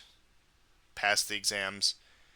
And just to give a brief summary of the law, it it obligated ethnic Russians who have permanent residence in Latvia that they had until September 1st to receive a certificate of knowledge of the Latvian language at just a basic understanding. Otherwise, their documentation would be canceled. And this applies particularly to people who hold Russian citizenship, which, given the situation between ethnicity, citizenship, and the guarantees, can cast a rather large net. Now, I just want to put this in perspective, since I know that there will be, maybe not in our audience, probably not in our audience, but just in general, there'll be people who cry hypocrites like, you support the deportation of blah blah blah from America or Europe or wherever, but you have a problem with Russians living in Latvia. Blah. Number one, it's a completely different situation. Number two, I'll respect the Latvians once they can prove themselves to be even a semi-sovereign nation beyond. I mean, what's the population of this country? 5 million at most? No, no, not even. I think the Baltic states collectively have 5 million is where I'm getting that figure from. But we're talking a country of like 1, 2 million people, and we're also talking a population that has been there for decades at this point, if not even further. And you also have to love that you also have to love the invocations of Soviet history and the spin that all these post-Soviet states love to put on, especially once again we're talking about Latvia, the country that gave us the Soviet Union in the first place. We're talking about the country that provided Lenin's personal bodyguards and that betrayed the provisional government to the hands of the Bolsheviks in Petrograd. So once again, this is the country we're talking about, and I mean, that's the thing about Latvians. Look, they live in some post-Soviet tenement. Their father maybe worked some middling bureaucratic job. Their grandfather was in the SS, but their great grandfather was Lenin's personal bodyguard. It's a very fascinating and rich history in that nation, I can assure you that. But just getting back to my initial point here, with Soviet gerrymandering, you have these people who are more or less relocated to this foreign country. Now, of course, it was within the borders of the Soviet Union, but relocated to this foreign land for all intents and purposes. Told to stay there is just an ethnic wedge. This government collapses more or less overnight. You don't really have the opportunity to reassess borders or see population repatriated. A lot of these people, even if they do have connections in Russia, cannot necessarily afford to leave the country. And then 30 years later, once political tensions pick up, all of a sudden we're expected to chide these people for being in a situation where, like I said, this this is not comparable to mass migration in the West. It just given the history of this region, it's anyone trying to make this comparison is either completely ignorant of the situation or just deliberately disingenuous. And I mean, what they're doing right now, once again, it's just ethnic vengeance fantasy. This doesn't really serve anything. Yeah. The Russians have look. They always point to, well, clearly they serve as a fifth column because the Russians invade Ukraine because the ethnic Russians there. Look, the Russians have no intentions of invading Latvia unless wider war with NATO breaks out. In which case, the Baltic states have put themselves in that position by becoming the forefront of NATO. And look, I maybe the Russian state, and I think if these people do get expelled, should do everything they can to help repatriate these people. And honestly, they could probably use it as pretty. I wouldn't say pretty strong moral grandstand, but I don't know, they could use it for their own propaganda purposes, for just speaking from completely objective political terms. But once again, it's just an ethnic vengeance fantasy because I don't think anyone who seriously understands the situation, as I hope the heads of these states would, given the fact that they run these countries, or at least that the NATO handlers would understand that the Russians aren't going to invade Latvia to protect the ethnic Russian populations there the same way that they intervened in Ukraine, which, once again, we're talking about something that has historically been a core part of the Russian lands and has a far more Yes, storied and history. that's really the bottom line. Yeah, That's really the than bottom than line. these Baltic vassals. Because even when under the Russian Empire, the Baltic states were it was really just German nobility loyal to the imperial structure in Russia. It actually no ethnic Russians involved in that situation, which I suppose shows that empires, yeah, they can transcend ethnic boundaries, but and that also is funny because with the uprising of the Bolshevik Revolution, the fall of the Russian Empire, you saw these German nobility who were loyal even in a war against Germany expelled from the country, and then just handing over the Baltic states, which at this point have never really governed themselves. I mean, look, the Lithuanians aside, I'll put it that way, because the Lithuanians did have an impressive history of their own. I'll give them that much. But by and large, these countries that have never really governed themselves, all of a sudden, in 1991, find themselves in charge of this. And really, all I can say is this is just ethnic vengeance and power tripping fantasies. Mhm. Yes, they're all brave. Because America is there, right? They would have a completely different tune otherwise. But I mean, I still wonder if American leadership really wants a wider war. I'm not saying it can't happen, but and I'll probably kick myself if if it happens. I can't see it happening right now. Yeah, going into 2024, that's not a good look. I mean, you already have what is it next? Not that I put much faith in the electoral process, but you already have next week the Republican primary debate starting, and you have Trump who has been on the campaign trail since the minis left office. I know there's some stuff, the criminal charges that I won't get into. I won't get into this episode. I'll wait for things to play out before I really comment on that because these things usually turn out just to be just hot air. But he, I can't remember who he's speaking to, but he was giving some interview today talking about how like the people in Washington, they're going to get us into a nuclear war, and so this is because I'm not once again the normal political stuff, but within his bloviating there is a kernel of truth that although at this point Washington wants to play it cautious, they'll probably try to push for peace negotiations in the last quarter of this year. They'll probably try to lean on the Ukrainians to at least accept some sort of ceasefire.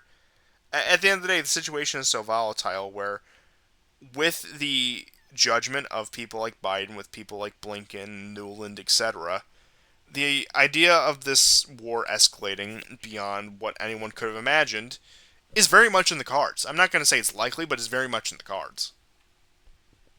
Right. I mean, Ukraine right now is in a desperate state, and it wouldn't. Of course, it would need to widen the war. Today, Zelensky's office announced that they would fund a 100-man crew to go into Africa and sabotage infrastructure in African countries that are sympathetic towards Russia.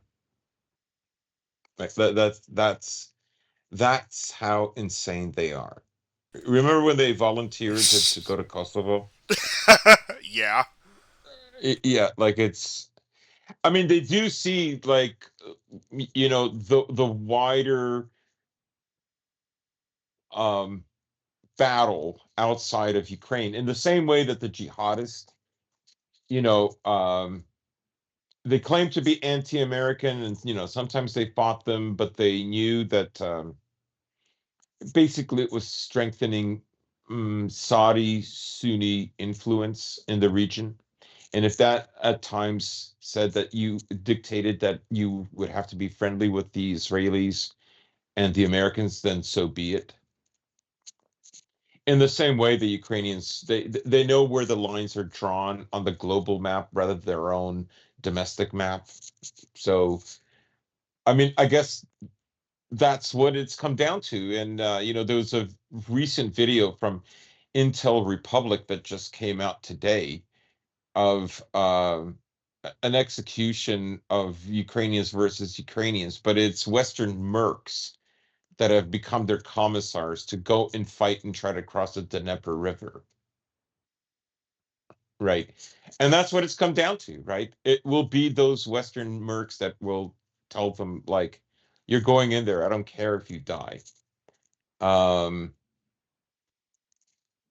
and sending 100 guys to sabotage oil fields, I don't know, somewhere in Burkina Faso or Mali, that's just them paying their dues because they're an insolvent country. They don't exist. They're just America has many states outside of the US, and Ukraine is one of those Well, states. I'd mentioned this in a previous episode, and I think it's worth reiterating that I said in the event that Ukraine does not decisively win this war, which I think is just an inevitability at this point, that best case scenario for these guys who, let's just say, did some more unscrupulous things on the battlefield is that they end up becoming some sort of mercenaries or agents of the wider American empire. And I think that's really what it's going to come down to, where, of course, Mm. there's some sort of ceasefire in Ukraine. You take these guys who committed,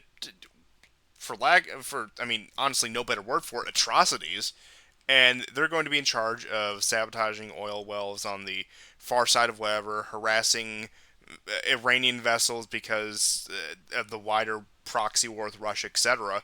And that's really what these guys' fates are going to be consigned to because they have a very particular set of skills that they have learned from this war and, of course, in the lead up to this war. And they can't really do anything else with it. And they have such a grudge against the Russians at this point. They're going to do anything they can in service of undermining them, whether that be in Ukraine, whether it be somewhere in Africa, the Middle East, or just anywhere Syria. around the world, really. Yeah. Yeah.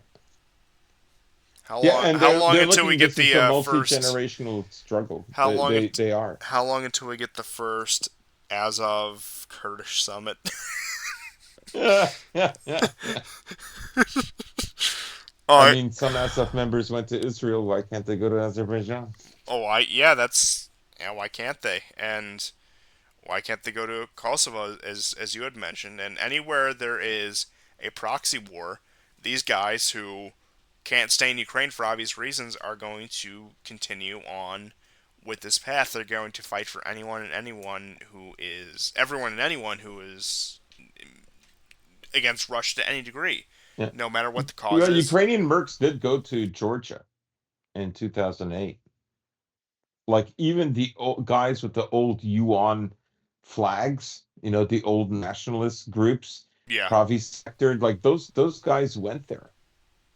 yeah. I mean Like that's as not soon as there's a surprising. war that involves Russia, like that's it, they'll go over. I mean, They'll always choose this there wherever were that is. Ukrainian nationalists who fought for the Chechens in the 90s. Yeah, yeah, it's absolutely.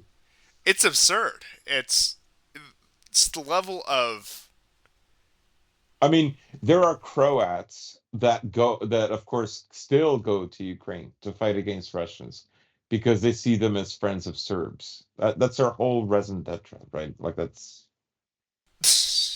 yeah, it really it does come down to that night. And I know that like actually I think it was in 2014 you had a lot of Serbs from who were veterans of the 90s wars fighting in the Donbass as well. And no, no, there was a strange confluence of various ethnic tensions that came to a head in the Donbass. 'Cause I think even like Bulgarian volunteers went to go fight for the separatists in 2014, 2015. It was it was strange, and I do have to wonder how many of those foreign volunteers are still there and what really happened to them. But it it does show that you do have these people who are going to be completely driven by whatever ethnic grudge or whatever overall grudge they have, that they're going to carry out these missions and do anything. And I know that you mentioned that there's a lot of these Croatian guys who went to go fight for Ukraine because of the connection between Russia, Serbia, etc. But you have to wonder how many of these guys from Croatia, from the wars in the 90s, that found work with CIA, MI6, etc. oh Uh, yeah, of course. and whether that be still inside the Balkans or outside of it. But point being is, a lot of these guys, the best of the best, will have a very secure career after the end of this war, which, like I said, this always happens.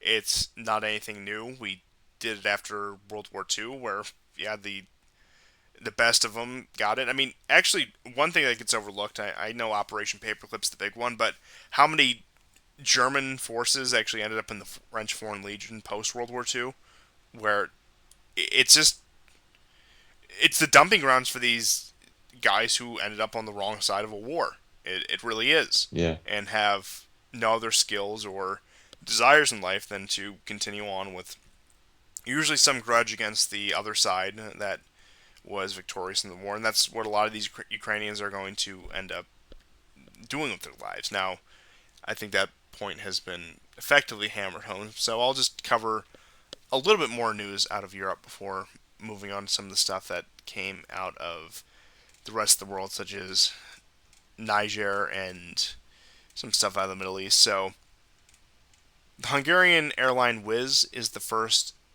European Union airline to resume flights to Russia, and this is after, of course, the complete suspension with the outbreak of the war.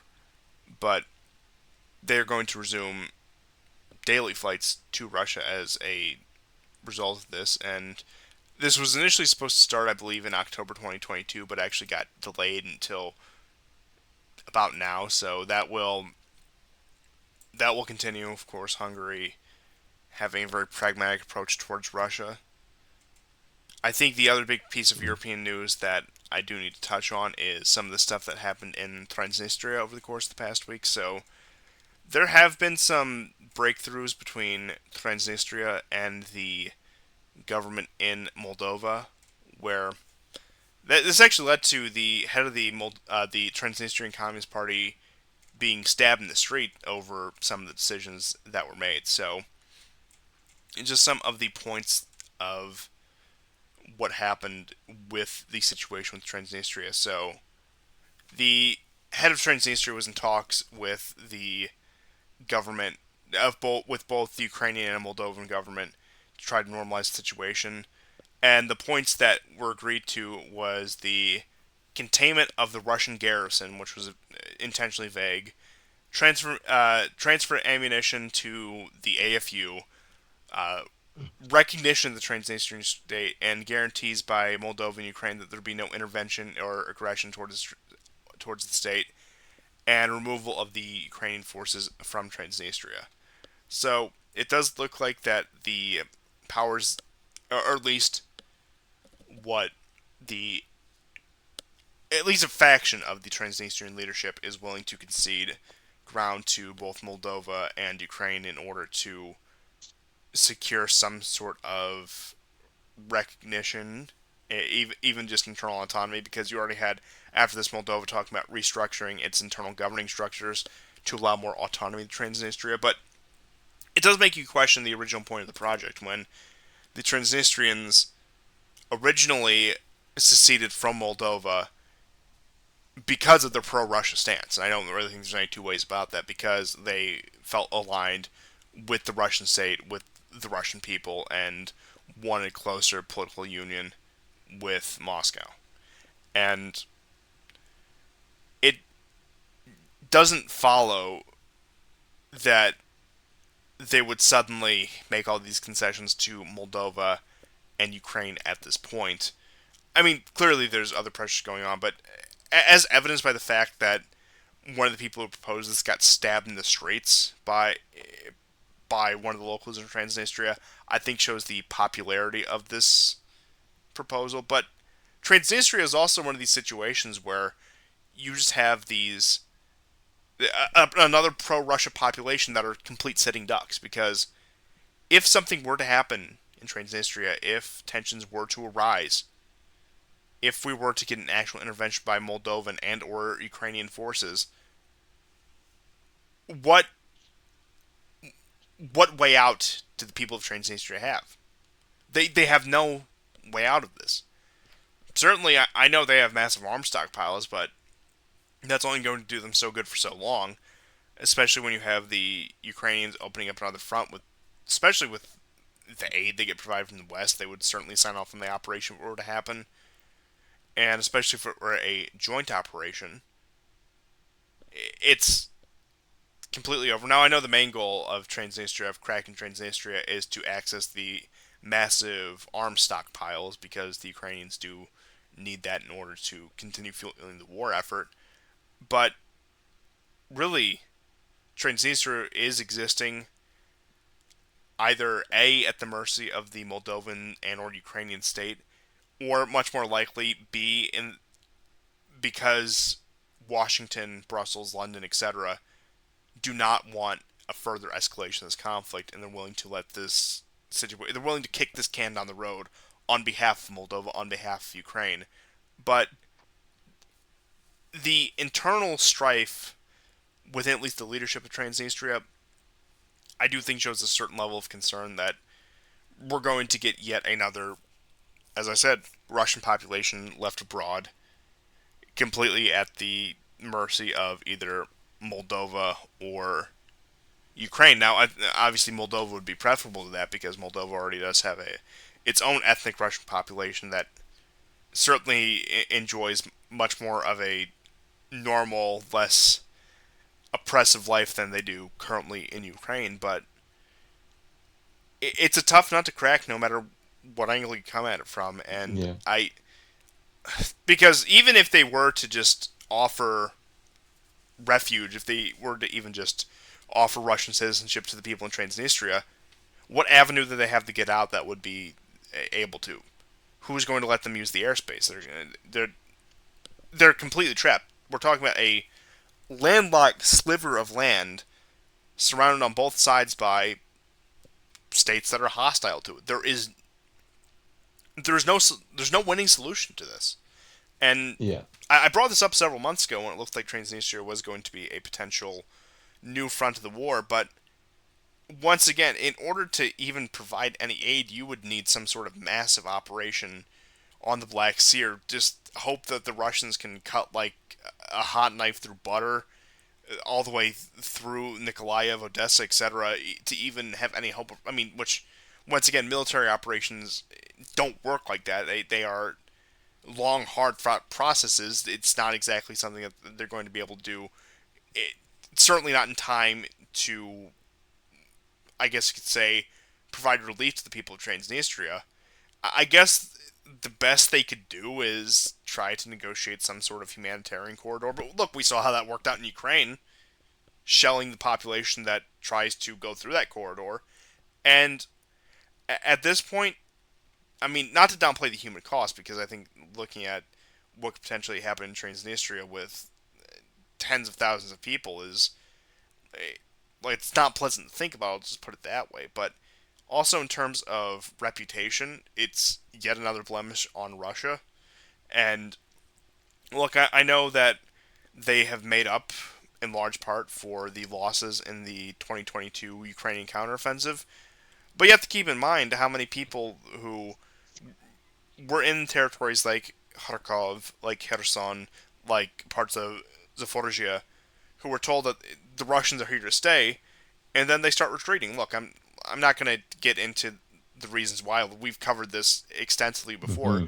But point being is, you have this guarantee to people who just average everyday people who don't understand military and political affairs to the degree that, of course, the leadership or even just your rank and file of the military does. And Russia's here to stay. We're going to protect you from the insane regime in Kiev, but we're also going to tactically retreat and leave you at their mercy when they send in the commissars to pick through any sort of Russian collaborators, etc., etc. You already have that on the record, and once again, we have Transnistria, a state with a Russian garrison. An unrecognized state with a small Russian garrison that is just going to be left as sitting ducks. And that also brings up the question of what's going to happen to the Russian garrison. I know that actually the Russian garrison is made up of a lot of locals, at least allegedly, a lot of locals who do enlist the Russian armed forces because the only requirement is to be a Russian speaker. So, but you still have Russian military personnel there who are under the banner of the Russian state. And let's assume that they are either imprisoned or fired upon or killed. Are they just going to tolerate the provocation? Now, I know the Ukrainians doing it would just be part of the larger war, but for example, if Moldova were to do it, that it would just be tolerating that provocation against an attack on your forces that have been there for 30 years and have I not. personally think Moldova will be too afraid to do it. Oh, I don't yeah, think they will. I agree. I don't think the Moldovans are going to look. They'll sign off on a Ukrainian operation if Ukraine gets approval from Washington, but I don't think the Moldovan forces are going because I think if it were going to happen at this point, it would have already. And I that's think if the Ukrainians were going to do it, they would have done it sooner. yes, Um, there were a few times in 2022 where the Ukrainians were pretty desperate, and they attempted to at least provoke Transnistria to react. Uh, Sometimes they had like their commandos go in there and use drones and stuff to bomb administration buildings and radio towers and that kind of thing. But if they were like the only reason they're holding back is I think they're afraid of the repercussions. They're wondering if they did that, what would Russia do in response, right? even going beyond military, although Moldova has had its color revolution, etc., there is a lot of economic levers that Russia can still pull on Moldova in particular, because Moldova was not part of the European Union. It is not part of the European Union, and still does maintain a certain degree of economic cooperation with Russia. So even beyond any sort of response there, there's, as I said, there's a lot of economic levers they can pull. Now, I will say, having covered that, there is the situation developing in the Black Sea with the feud between Russia and Turkey. I'll be honest, I want to sit on that for another week before I really give any sort of solidified take on that. But I will mention that, yes, there was a firing upon of a Turkish vessel by a Russian vessel in the Black Sea, and that allegedly there was a Russian boarding party. I don't know how true that is. Which, like I said, that's why I Oh, want to I've let. seen the video. Oh, they have video now. Oh yeah, Oh yeah. wow. They landed on it. They inspected the ship, and then they got on board. And there were about 8 or 9 crew members, maybe 10 crew members, that went to the top, and they were in plain clothes, and yeah. Yeah, but So yeah, they did board it, and then after they were satisfied that Turkey was not transporting military hardware, munitions or whatnot in the ship was allowed to go. Now, again, that same day, or rather in the evening or the very wee hours, they began the Russians, that is, they began attacking Ismail um, port, which is where this ship was going, and then a few days later they began attacking Rennie. So.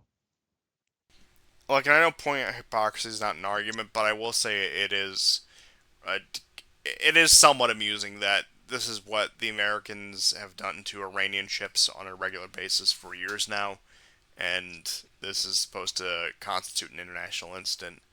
Now, I'm not going to downplay what actually happened here, but as I said, this is something I do just want to mention in passing, but I want to sit on and let the situation develop because it is pretty new. And also, just in the interest of time, I want to get into just some of the stuff about Niger and just give a brief update on that. So, I'll start with a statement by Anthony Blinken where he actually said that neither Russia nor Wagner were involved in the overthrow of the government in Niger. So it looks like, despite the visit by Blinken, there was a desire to roll that back. That maybe they're not looking for quite as much escalation at this point. And I don't know. From Blinken, it was a rather it was a weasel statement. Don't get me wrong, but Mhm. it was interesting to see that. I mean, because Blinken once again is very hawkish on the subject of Russia, that he was willing to even back off a little on that. And probably the most significant development out of Niger in recent days is that, at least according to The Economist, now take the reporting for what you will, but according to the studies they've done, the figures they provide, about 73% of the population has a positive view towards the actions of the rebels and those who performed the coup, which is not surprising, especially given the situation of the elections in Niger, with an ethnic Arab being elected in a country where they constitute, I believe, less than a percent of the population, maybe a percent of the population at most. So that, and not to mention pro-Western, pro-French aligned, which there's certainly been a myriad of issues between the French and their former colonies just in recent years. Even just coming down to, like, I know you can talk a lot about exploitation, etc. Now, look, that no doubt there is exploitation, but a lot of economic development in these parts of Africa is going to be just exploitative by its nature, just because of just the disparities. In a way, I look. I'm not saying this to really justify it, but in a way, it really is the only way out to have some of these, let's just say, more heavy-handed economic practices. But I would say a large part of that probably is also the fact that you have these French forces coming in promising security, yet these countries are still chaotic and full of strife, which is why you've seen the rise in popularity in Wagner in the recent years in several parts of sub-Saharan Africa. Sudan being one of them. Mali is another one where Wagner has displaced French forces, where Yeah. they're providing effective security, maybe applying heavy-handed methods, but point being is they're accomplishing the task that they were contracted for at the end of the day. And the situation, at least security-wise, I would say, based on my observation, has improved as much as it can for countries that are this unstable and disorganized. But also, as part of the situation, there was the threatened intervention by the ECOWAS, the Economic Community of West African States, which is very much in line with America and the West. It's one of these economic blocs that exist in West Africa, and there's several of these blocks throughout Africa, and they had threatened that they were going to move forces in if the quote unquote democratic process was not restored in Niger. Now, to a large part, that does not happen. There was the amassing of troops on the border of Niger, but then there were also some distant countries within ECOWAS and within West Africa in general, countries that have also undergone their own coups in recent years. Burkina Faso probably being the main one, and in Yep. terms of weight to throw around, one of the more significant ones was very adamantly backing the coup government in Niger. And that actually led to the suspension of financial aid to Burkina Faso by the French because of their support for that. And it was also Mali, which underwent its own coup in the past 2, 3 years, also threw their lot in with Niger. And so far, nothing has happened. Nobody's really fired the first shot between the pro-Western aligned ECOWAS states and the let's just say military states, the junta states, for lack of a better word. And I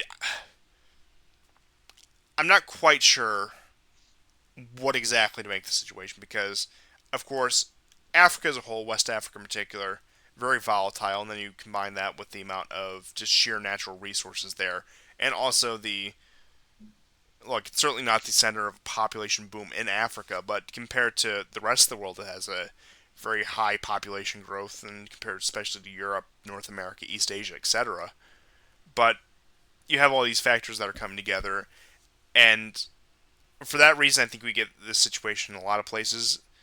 Once again, everyone is itching for a fight. Nobody's willing to fire the first shot, and it's really just a matter of who is going to kick this off for to go. Now, perhaps this will be something that will fizzle out, but just judging on the coup in Mali, I believe that was in 2020, because I think it's the most comparable situation. It's not a one for one, but I think it's pretty comparable. That the coup in Mali didn't have nearly as much contentiousness as it does now. And look, it has this amount of contentiousness because it plays into the larger global situation, especially with Russia, with Ukraine, with these states that have not, with the majority of states in the world that have not gone along with sanctions on Russia, especially resource-rich and geographically significant countries. Not, I mean, Niger is resource-rich, but in terms of geographic significance, it's not too high up there. But I think you guys get the point there. But now that you have this global proxy war going on, let's just say, between these states and who is willing to go along with this ridiculous crusade in Ukraine and participate in the sanctions packages, and let's just say the more level-headed, pragmatic business side of the world, who, regardless of what you think of them, are at least their elites are putting their own interests first and are looking more at how can we make money off this, how can we profit from this new economic situation by cooperating with countries that, like Russia and China, that are more willing to do business rather than being chided by the Americans for not meeting some sort of whatever the issue of the day is, whether that be gay rights or ethnic minority Women's rights, rights or or women's trans rights, rights. Yeah. etc., etc., etc. I think once again you get the point with that, where it becomes a very clear situation when you have Chinese and Russian investors and businessmen who show up and actually want to develop the land and give you. Look, like I said, the Like Russians. obviously China and Russia are better for them, Yeah, obviously. obviously. Like Like, they get I mean you're going to get better money, you're going to get better infrastructure. You know, Niger has not had like any new bridges built in a long time. It's the second poorest country in the world.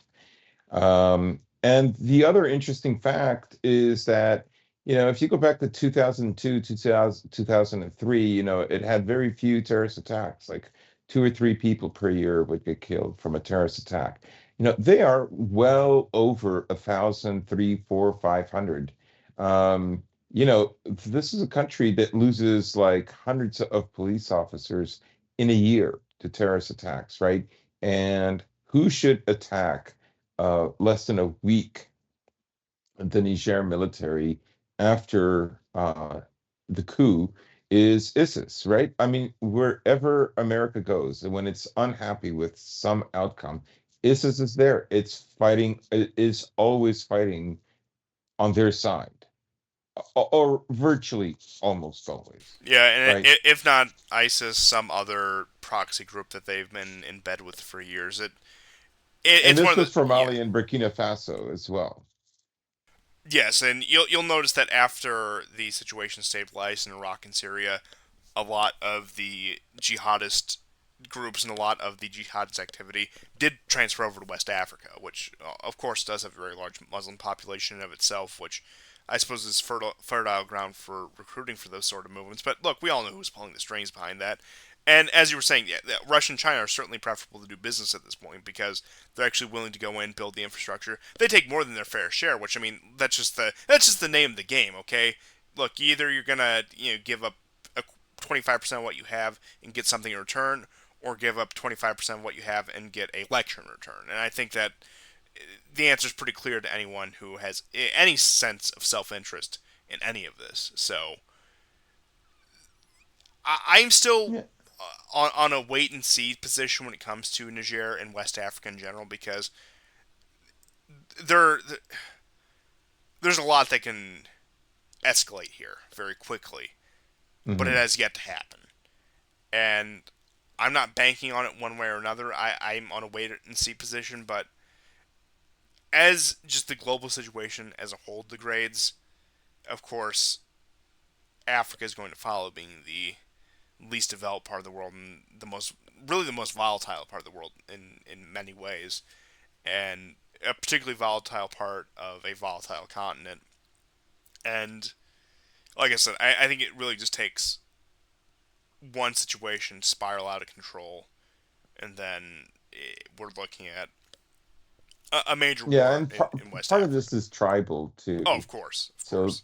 right, so their president is of like a, let's say, an Arab or Arab mix extraction, whereas these people are like real sub-Saharan Africans, right? So that is a dynamic, but how much I don't know. Um, Obviously, they're looking at Mali and Burkina Faso, and they're saying we could be doing better. We could have what they have. We're the sixth largest supplier of uranium in the world. That means something as oil becomes a more, let's say, in some respects, scarcer. That does not mean it's becoming scarcer because of organic reasons, but geopolitical reasons. Yes, not, I will point And out sixth largest exporter of uranium and also top exporter of uranium to the European Union in 2020. yeah, it's not insignificant. This is a big deal. And of course, there is a pipeline that's in the works going from Nigeria to Niger to Algeria, going to Europe, right?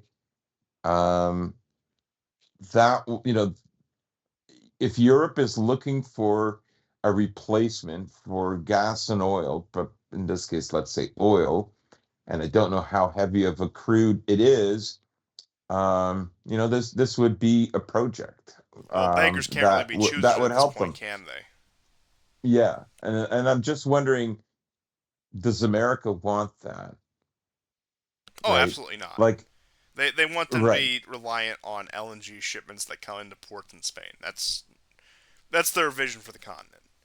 And look, it is actually, if you look at just in pure economic terms, given the cost of shipping, it's not very large of a profit margin, arguably even a loss in some cases. But it's about the matter of keeping Europe completely vassalized. They have no other options at that point. Being cut off from Russia, being cut off from any other energy source, they are at the complete whims of the American empire. Mhm. And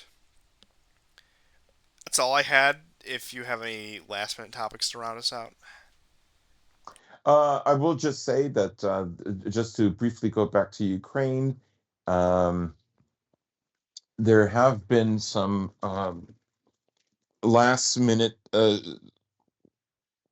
well, not last minute, but announcements by the Americans that they are going to supply um, more military aid to Ukraine, but this military aid does not include new weapons. It does include a lot of munitions, but not weapons. Germany is still floundering on whether to send its like long distance cruise missiles or not, right? Um,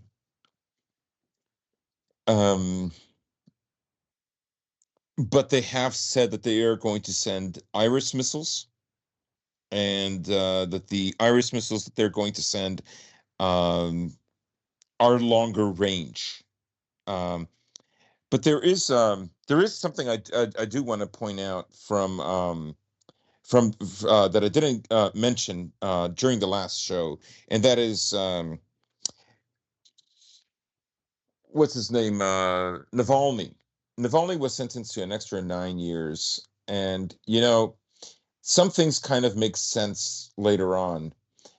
Everybody wondered, why did Navalny go back to Russia? He didn't have to, right? But it makes sense now. The war in Ukraine breaks out.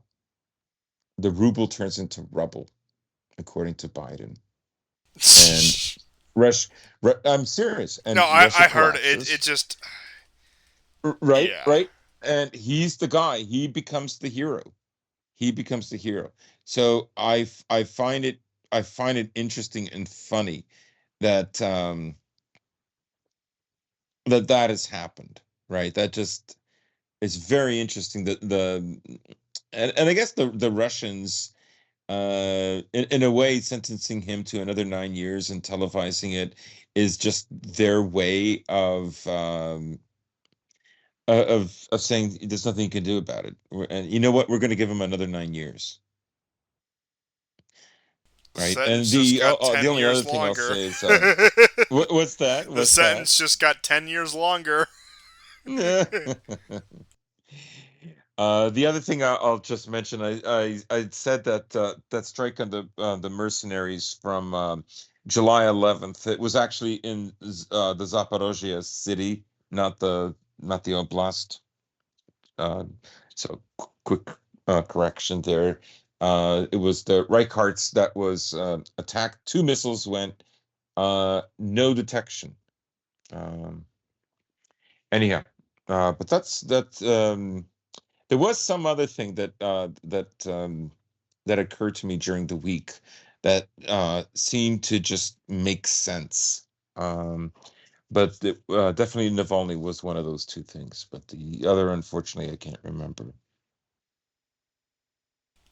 Well, thank you everyone for tuning into this episode of the War Report. We'll certainly have more news and more stories and more world class analysis for you next time. I think, okay, maybe Yes. we're getting a little too big for our britches here, but we will be back within Yes. the next 7 to 10 days. Like Yes. Yes, we that will. that's standard shipping and handling in the United States. At least it was pre-COVID. So I say that's pretty good. Think of it as a little Mm. package that we mail to each and every one of you every time we do an episode. And with that being said, we see all of you next time, and goodbye. Goodbye and take care.